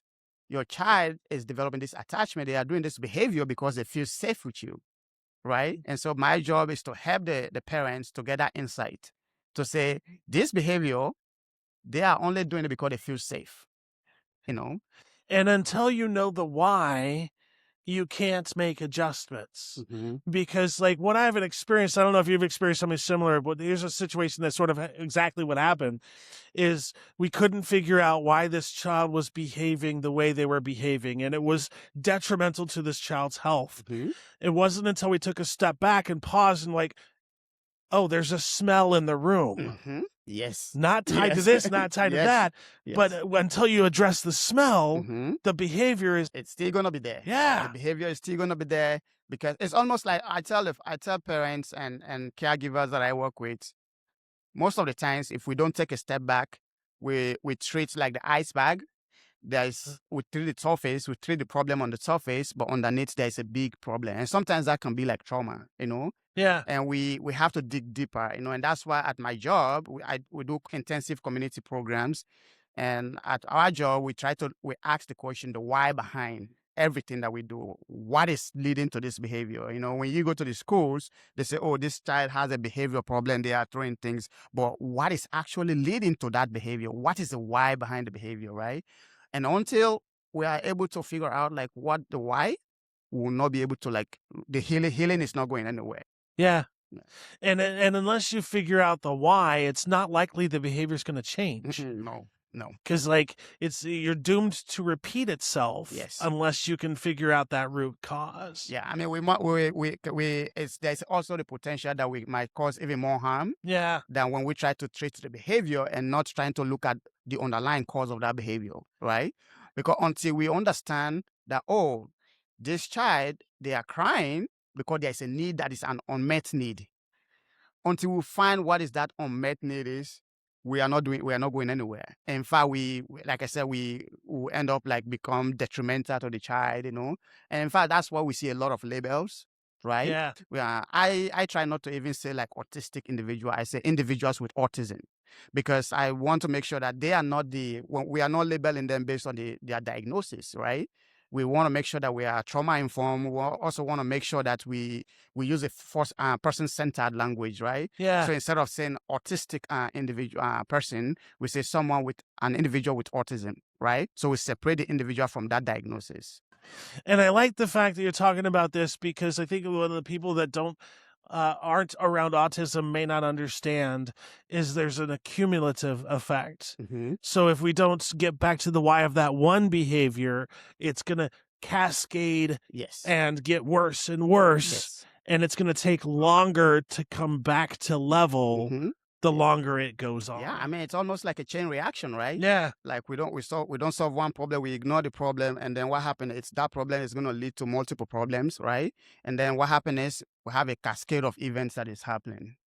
And ultimately, if they allow those cascade of events to happen, it's going to be detrimental to the child. Definitely. And Yeah. again, the thing is, like, it's not even just to the child, right? Yeah. But it's also going to affect the entire community. Oh, yeah. Because think about it. If this child is struggling at school and we are not able to like really figure out what is causing this child's behavior, Yeah. what is happening is that child in the school, the child is going to be misunderstood because we have not figured out the why. Yeah. Right? Until we figure out the why, then we're able to help that child. And then we see even the playground, the school environment, we start seeing changes, drastic changes. And trust me, this is real. Yeah. Right? Because I've worked with a lot of kids who are actually individuals that struggle with like autism. Yeah. And I've seen like changes. I've seen like drastic like improvements when we figure out like the why behind their challenging behaviors. So I would like to officially invite you back so we could have a longer conversation than what we Definitely. have here, Yes. because I love everything that you're saying, and I have so many more questions Okay. that people would be fascinated about. Definitely. So where could people go in the meantime to find out more about your group and your practice? So I work for an agency called Youth Villages Intersect Program. We are pretty much in many states in the state in America here. Right, we have an office in Salem here. Yeah. Yeah. Perfect. Come on up. Thank you so much. Are you kidding? You're one of my favorite humans. Oh, that's so sweet. Yeah, I hear your mom talk about you all the time, and I'm like, you go, dude. That is so sweet. I didn't know my mom talked about me that much at work. Oh, it's awesome. Yeah. When she's told me about your adventures in power chair soccer, Yeah. I was like so inspired. How did you stumble across that? So when I was really young, I always wanted to be a soccer player, but for obvious reasons, I'm paralyzed, so I can't do regular soccer. And a few years ago, my mom was running one of their events, going and doing like a resource fair, and Adaptive Sports Northwest was there. So my mom went up to them, striked up a casual conversation, and they go, "Hey, actually, we're looking for more athletes to do wheelchair power soccer." And my mom was like, "I know the person for this." And like less than 10 minutes later, I show up and I go in there and I'm like, "Hey, I really want to do this thing." And so they let me get in a chair and they let me do a demo because they were there with their power chairs and everything. So, and I get up there and I do my thing and I make a goal. And the captain of the team goes, "I want him on our team." I love that. Yeah. And I've been doing competitive power soccer for around 2 years now. And I hear you're taking a trip across the state to be in the nationals. Is that right? Yes, I am. June 25th to the 28th, I will be in Fort Wayne, Indiana for nationals. How many teams are going to be competing? Do you know? This year, this is going to be the last year they do this before they reform how the nationals work a little bit.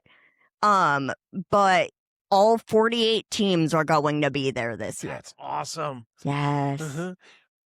So in your play there, are you like what position do they primarily put you in? So primarily I am either a front defender or I am one of the wings. So how it works is We have the middle, and then we have the two sides. We have the front defender and the back defender. And the back defender works as the goalie as well. And what I normally do is I'm either a front defender, one of the sides. I try to never be in the middle because I hate that role.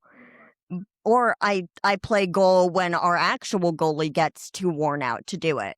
With us all having several kinds of disabilities, not just autism and not just muscular dystrophy, we get worn out very easily. So we have 6 players right now. You can have up to 8, but we all switch out periodically about every 25 minutes so everybody has a chance to rest and get water and everything.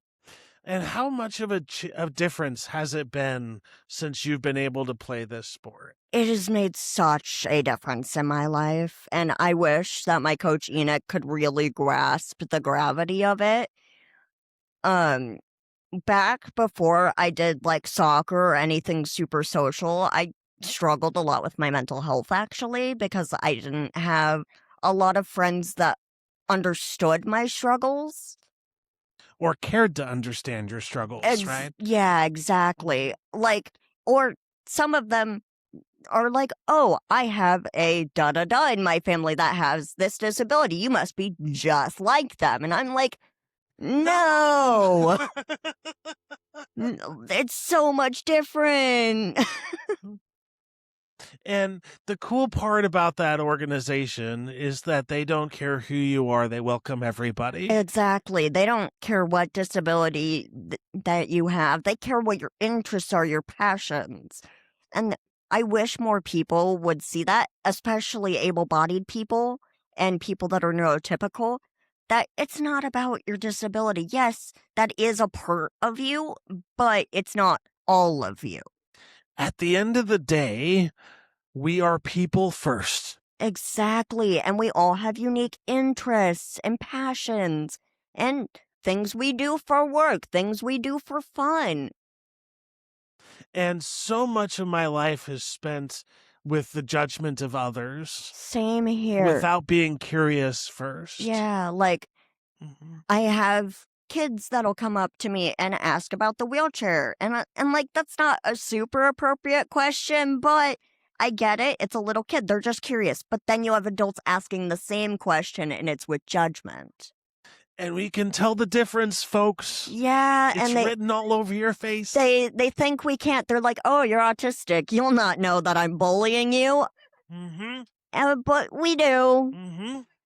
And the part that bothers me about those kind of bullies is because they know what they're doing. They know what they're doing is and they're wrong. preying on the weak. Yeah, they're purposely looking for somebody smaller than them, somebody weaker than them, or you could look like you're perfectly fine, and they will try to find an insecurity. Yeah. Which is such a crappy thing. It's disgusting behavior, and because it takes so much more work.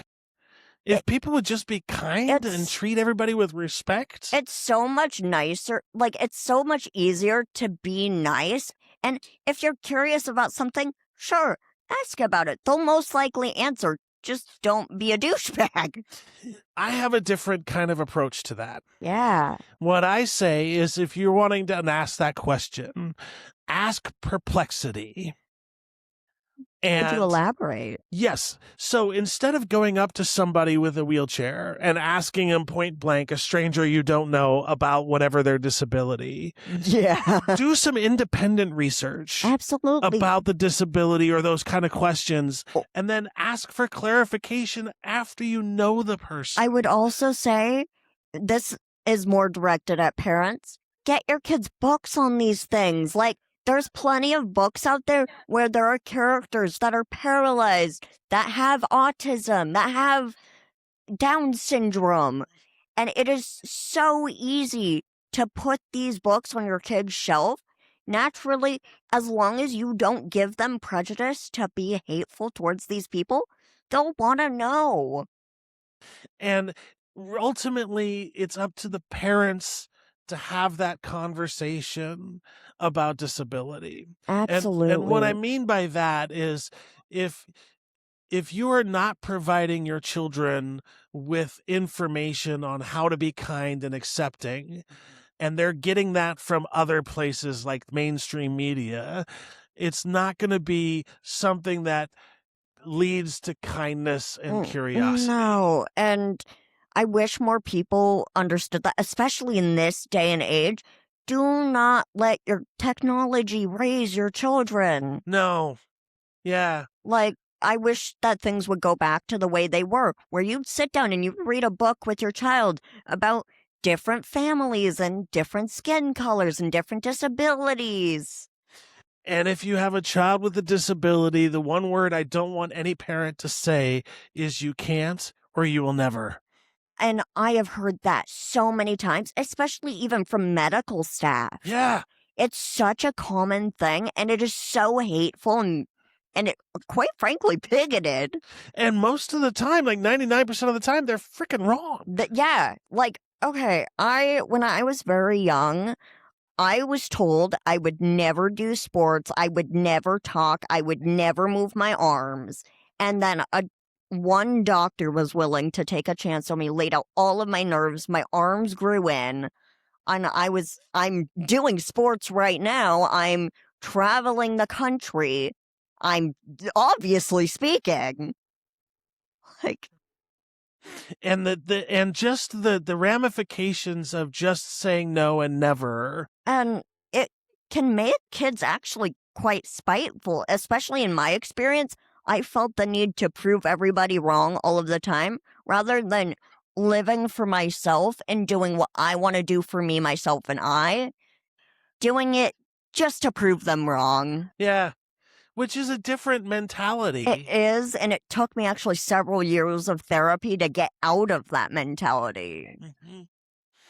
Whereas if you could just be positive and affirming on the front end, exactly, you could save children from a lot of grief. And also, stop wanting your kids to be a copy-paste of you. They're not going to be. They're their own unique people. And you should raise them like that. Let them be who they want to be. If they say, hey, I don't think that this stim is wrong, let them stim. Yeah. I was told by doctors, hey, he needs to go into ABA therapy because I flap my arms like this. And my mom was like, hey, Cass, do you think you need ABA therapy? I'm like, what's that? And they explain it. And I go, no. Just let me flap. Yeah. It's not hurting anything. I'm not hitting anybody. Yeah. Like, if it's not hurting anybody, it doesn't need fixed. Uh-huh. And the only reason they want to fix it is it's because it's different to them. Yeah, it's not about you. Typical. Yeah. And that's not about you. That's about them. Yeah. And it's such a gross mentality to have. And I'm on a personal mission to get rid of the medical model when it comes to disability. I love that. And if there's any ways I can help, I would love to. Any volunteer work, anything. Yeah, because it's important, right? For people listening that don't understand, the medical model for disability is the limitation focus. They focus on the limitation and what we can do. And what we can't do. Yeah. Like, in my case, I can't care for myself, but I can still do sports and stuff. I have passions and my own unique personality. They don't have to act like I can't speak. Right. And I've had that actually happen in doctor's appointments. Like, they'll kind of halfly talk to me, and I'm like, okay. And then they turn to my mom and talk to my mom about the same issue they talked to me about. And I'm like, I already made decisions. And they're like, oh, I know. And I'm like, no, obviously you don't. Like, bitch, I'm in college. Yeah, like, I'm not even in college, but I'm a grown man. 22 years old. You don't need to be asking my mom if I can go get a blood test. And the reason I say college is because I was in college and I had a friend who broke her ankle and was in a wheelchair. And I took her to the bank one time, and the bank teller started to talk to me as if I managed her finances. It's so gross. It's so old. It's just disgusting. Like, first, if you're that curious whether they can handle their finances or not, just ask. It's much nicer than being like, hey, sweetie, I take a different approach. You shouldn't have to ask. No. You should just assume that you can take care of your own stuff. Oh, absolutely. Because if you can't, guess what? You're going to be proactive and let the other person know. Yeah. Or you're going to turn to, your caregiver or whoever's with you and be like, hey, can you handle this? And it'll be handled in front of them. Mm-hmm. So just assume that they can handle themselves. They can handle themselves. Especially if they're like alone. I've seen this happen to people before just because like they're in a wheelchair or they have like mosaic Down syndrome where they have the features of somebody that has Down syndrome but not anything mental going on. Yeah. And they'll be like, oh, do you have a caregiver with you? And they'll be like, no. Yeah. Yeah. That's gross. Yeah, it makes me mad, actually. So when are you heading out to nationals? I believe that my mom and I plan to leave on the 23rd because we plan to visit a friend in Chicago for the first few days and then go to nationals from the 25th to the 28th and fly back to Oregon. Well, thank you so much for being here today. It looks like we're wrapping up for today. But thank you. Yeah, of course. And I hope you freaking nail it and win in nationals. I will have my mom update you. You got it. And we're going to wrap things up, folks. I'm going to end the podcast the way I always end the podcast. Be kind. We all live on the same planet. We breathe the same air. And this place would just be a little bit better if we treated everybody with a little kindness and we're back. We're here with Jennifer. Jennifer, thank you so much for being here today. What organization are you with? So I am the owner of Acceptance Mental Health, and I provide mental health services. I also do a little bit closer. Community education and consultation, and I'm also a registered supervisor for social workers. I really appreciate that too, because like social workers are like the backbone of what's needed most for people who are neurodivergent, because they kind of like on that border of knowing the right words to use. They're looking at it from a different lens. And while parents have this perspective and these needs, sometimes you need that extra set of eyes that knows how to translate between the entities. Right. Yeah. And I know that we've created this system where all the services are very siloed. Yeah. So that can be really complicated, especially when you've got kids in multiple services that aren't necessarily communicating with each other.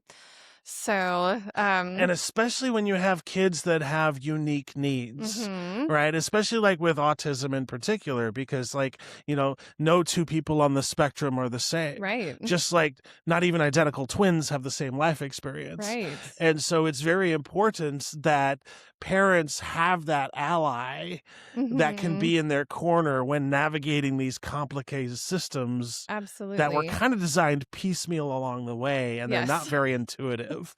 Right. So what prompted you to get in this space? So my bachelor's is in elementary education, and I No Child Left Behind passed while I was in college, and that wasn't really what I had in mind. That's fair. So I also lived in a place that had too many teachers, not enough jobs. And so then I did work in the schools a couple years. Then I transitioned to disability services. So I did that for 7 years before and during my master's program. Halfway through, the recession happened. The state I lived in started chopping the services that both my husband and I were doing. And we figured one of us needed to go back and get a master's before our job disappeared. So we picked me. I was the better student. And so I've been doing mental health therapy with the same population for about a dozen years. And also along my journey, realized the reason I connected so well with this population is that I am also autistic. So when my clients would tell me like, oh, you listen so much better than our other therapists, I would kind of mentally pat myself on the back. And then I realized it wasn't so much that as just it made more sense to me because I was also autistic. And it makes a lot of difference in the therapeutic setting. And what I mean by that is I have two experiences with therapy. Therapy Mhm. before my current therapist and before. Yeah. Before, I would spend about 15 or 20 minutes of every therapy session trying to explain autism and then Mhm. working through all of the things. Right. But having somebody that knows autism as my therapist, Yeah. I can just go and talk about what happens Yeah. and how affirming it is when he goes, and he's done this before. I bet you thought this. I bet you looked at it this way. I'm like, Right. wait, you see me? And that Yeah. just changed the game for therapy Yeah. for me. And sadly, mental health therapy, whether they're social workers or professional counselors, marriage and family therapists, we don't get a lot of training in disability. That's something that I've researched, and I do training for therapists to help them learn more about like what is that intersectionality of neurodiversity and mental health, because you can't, an example that I use in the training is that I had an autistic woman that I was treating. She got promoted at work and she expressed anxiety. And I said, this is a big change. Let's help you process this change. Let's talk about what it's going to look like. And she said, thank you. And I said, for what? And she said, my last therapist would have been asking me what were my irrational beliefs behind this change. And it's like, well, and I said, well, there isn't when you're autistic. We don't like change. So you have to have that knowledge. You have to have some competency and understanding of autism to effectively treat an autistic client, who may have an anxiety disorder, depression, PTSD. But sadly, our therapy training programs are not doing well. And so I'm out there advocating. And I know when I had my intern go through my syllabi from my doctoral program, and then I reached out to the dean and said, did you know that less than 2% of the articles we read were related to the disability community? You should work on that. And the interesting piece is like, I have yet to encounter somebody with a disability that doesn't have a coexisting mental Absolutely. health Yeah. attachment. Yeah. Because I think that people forget it's hard to experience life and not have PTSD Absolutely. if you've been othered your entire life. Yeah. And so there's that Yeah. buildup there. I just read an article that I believe it was written by another autistic therapist somewhere in the US, that she titled it, I've never met an autistic client without PTSD, and neither have you. Yeah. And it just has to do with that, there's big T trauma and little T trauma. We all get those microaggressions. You can't hear that. That doesn't bother you. Or being told we're rude or we're upset or all these things that we aren't, because of that double empathy blind where they're misinterpreting our communication, both verbal and nonverbal.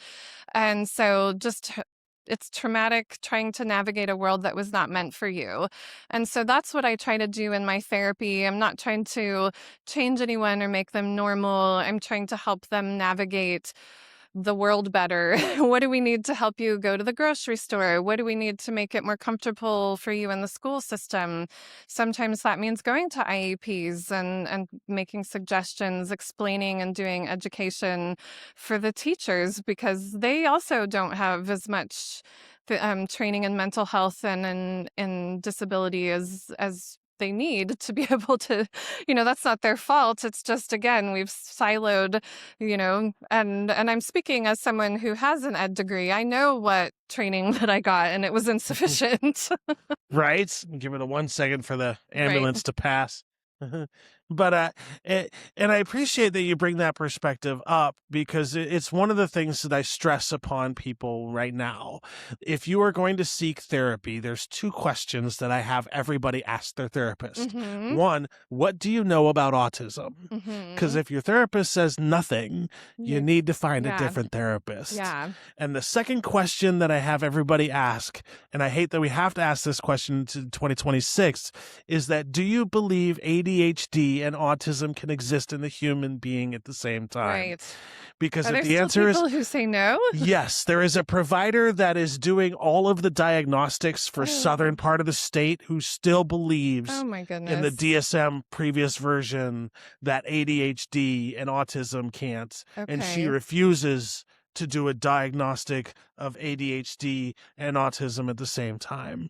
Oh, goodness. And so I always tell people those are the two questions to ask Yeah. your therapist. Yeah. Because if they don't have any experience with autism, find somebody that does. Yes. And if they don't feel like those can coexist, you know they're not using the right DSM. And they're not up on the latest research. Yeah. Because the co-occurrence of autism and ADHD is Huge. quite high. Huge. I've seen numbers all over the place everywhere from, I think the CDC says 14%, but I know a book that I read by an ADHD, I think psychiatrist in New Zealand, he said he felt it was 50 to 75%. So Those are the numbers that we're seeing in our Yeah. autism circles too, is Yeah. about that 50 to Yeah. 75%. And I think that that's Yeah. probably pretty accurate. So And a lot of it stems from the misdiagnoses yeah. that women have encountered. Yeah. Because up until fairly recently, all of the testing for autism Mhm. was based on male pattern behavior. Absolutely. And so you had a Yeah. lot of women that were misdiagnosed. Like I know Mhm. several women who are diagnosed as schizoaffective disorder.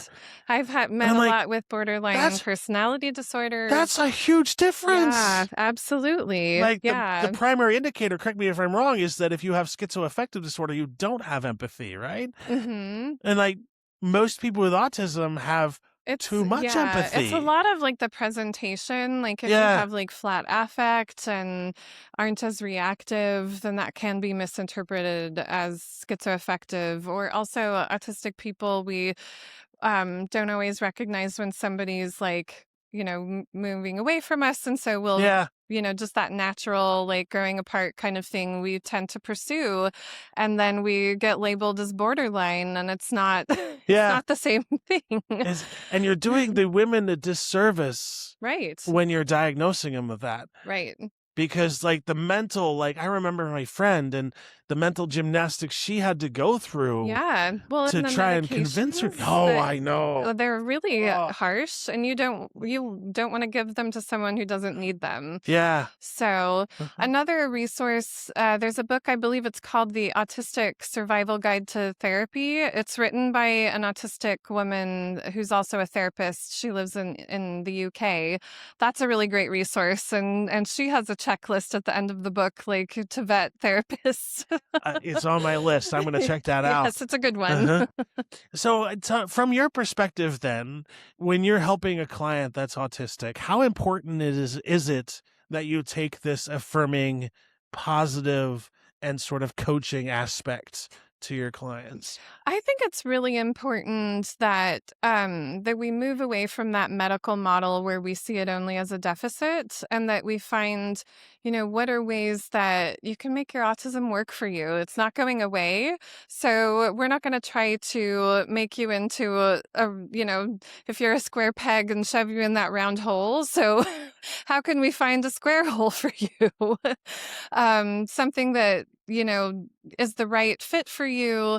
How I talk to my clients a lot about the pros and cons of self-disclosure of diagnosis, or if you're not comfortable with that, how do you express your needs without divulging your diagnosis? And so, a teenager that was reprimanded by a math teacher, she had some processing delays. So she had a high average IQ, but her verbal processing was 2 standard deviations below the rest of her scores. And so that was significant, but she was able to kind of compensate in other ways. But her math teacher yelled at her for not paying attention. And she didn't want her math teacher, who she didn't like, to know she was autistic. So we talked about just say something like as a joke, like, oh, I don't know why I need things explained 3 times before it sinks in. Like, you've just indicated you have a processing delay without telling them that. And so, I do a lot of info dumping. And so I'll just say, oh, sorry, I went into info dump mode. So I'm not necessarily saying I'm autistic, but I've also called attention to my autistic behavior. And then usually the person will be like, oh, that's okay. And then I have kind of taken charge of a potentially awkward social interaction. I want you to know how appreciative of that I am at this moment, because it goes to a thought like, here's the reality. Every time I disclose I'm autistic to somebody, they treat me different. Right. Doesn't matter if it's better, worse, Yeah. they treat me different. And so I have to choose And now I just wear it on my sleeve like it's a badge of honor. Right. But it took a lot of therapy and a lot of work through to Yeah. get to that spot. Not a lot of Yeah. people are. So I appreciate that perspective Mhm. because a lot of people are nervous about Yeah. disclosure. Right. And that's an effective way to disclose without disclosing. Yeah. I Yeah. like that. And I think for me, I have no problem disclosing, but I also don't know what what does that mean to this other person. Yeah. Yeah. And so I may be hesitant if I think, if the only thing they know about autism is Rain Man, I don't necessarily want to be like, I'm autistic, if I, in whatever interaction. But I'll also use it, as I'm working, I'm hopefully expanding my private practice to a group practice, and I sought out someone to do payroll, and I told them because I wanted to see how they interacted, and I didn't hire the people that were weird about it. Yeah. Well, that's a So, good philosophy to have. right. Yeah. Because like you don't think about the people on the ancillary are also Mhm. going to be interacting with your clients. And if Right. they're not neurodivergent friendly, Yeah. it's going to impact your ability as a Yeah. business owner. Absolutely. Interesting. Yeah. So why, like, we'll end the conversation with this because we don't really have a lot of time. Right. Why is it important for events like this to exist?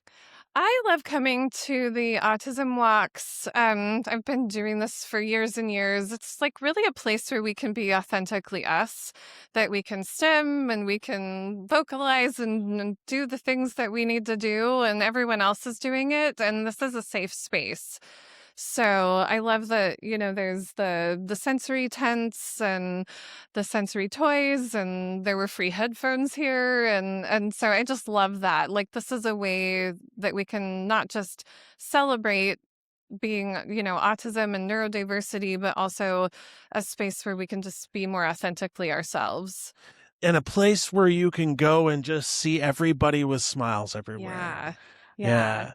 This is a judgment-free zone, folks. Right. Yeah. So where can people go to find out more information about your practice? So my practice website is acceptancementalhealth.com. And then I also have a website, drjennifercork.com, and that's cork like a wine bottle.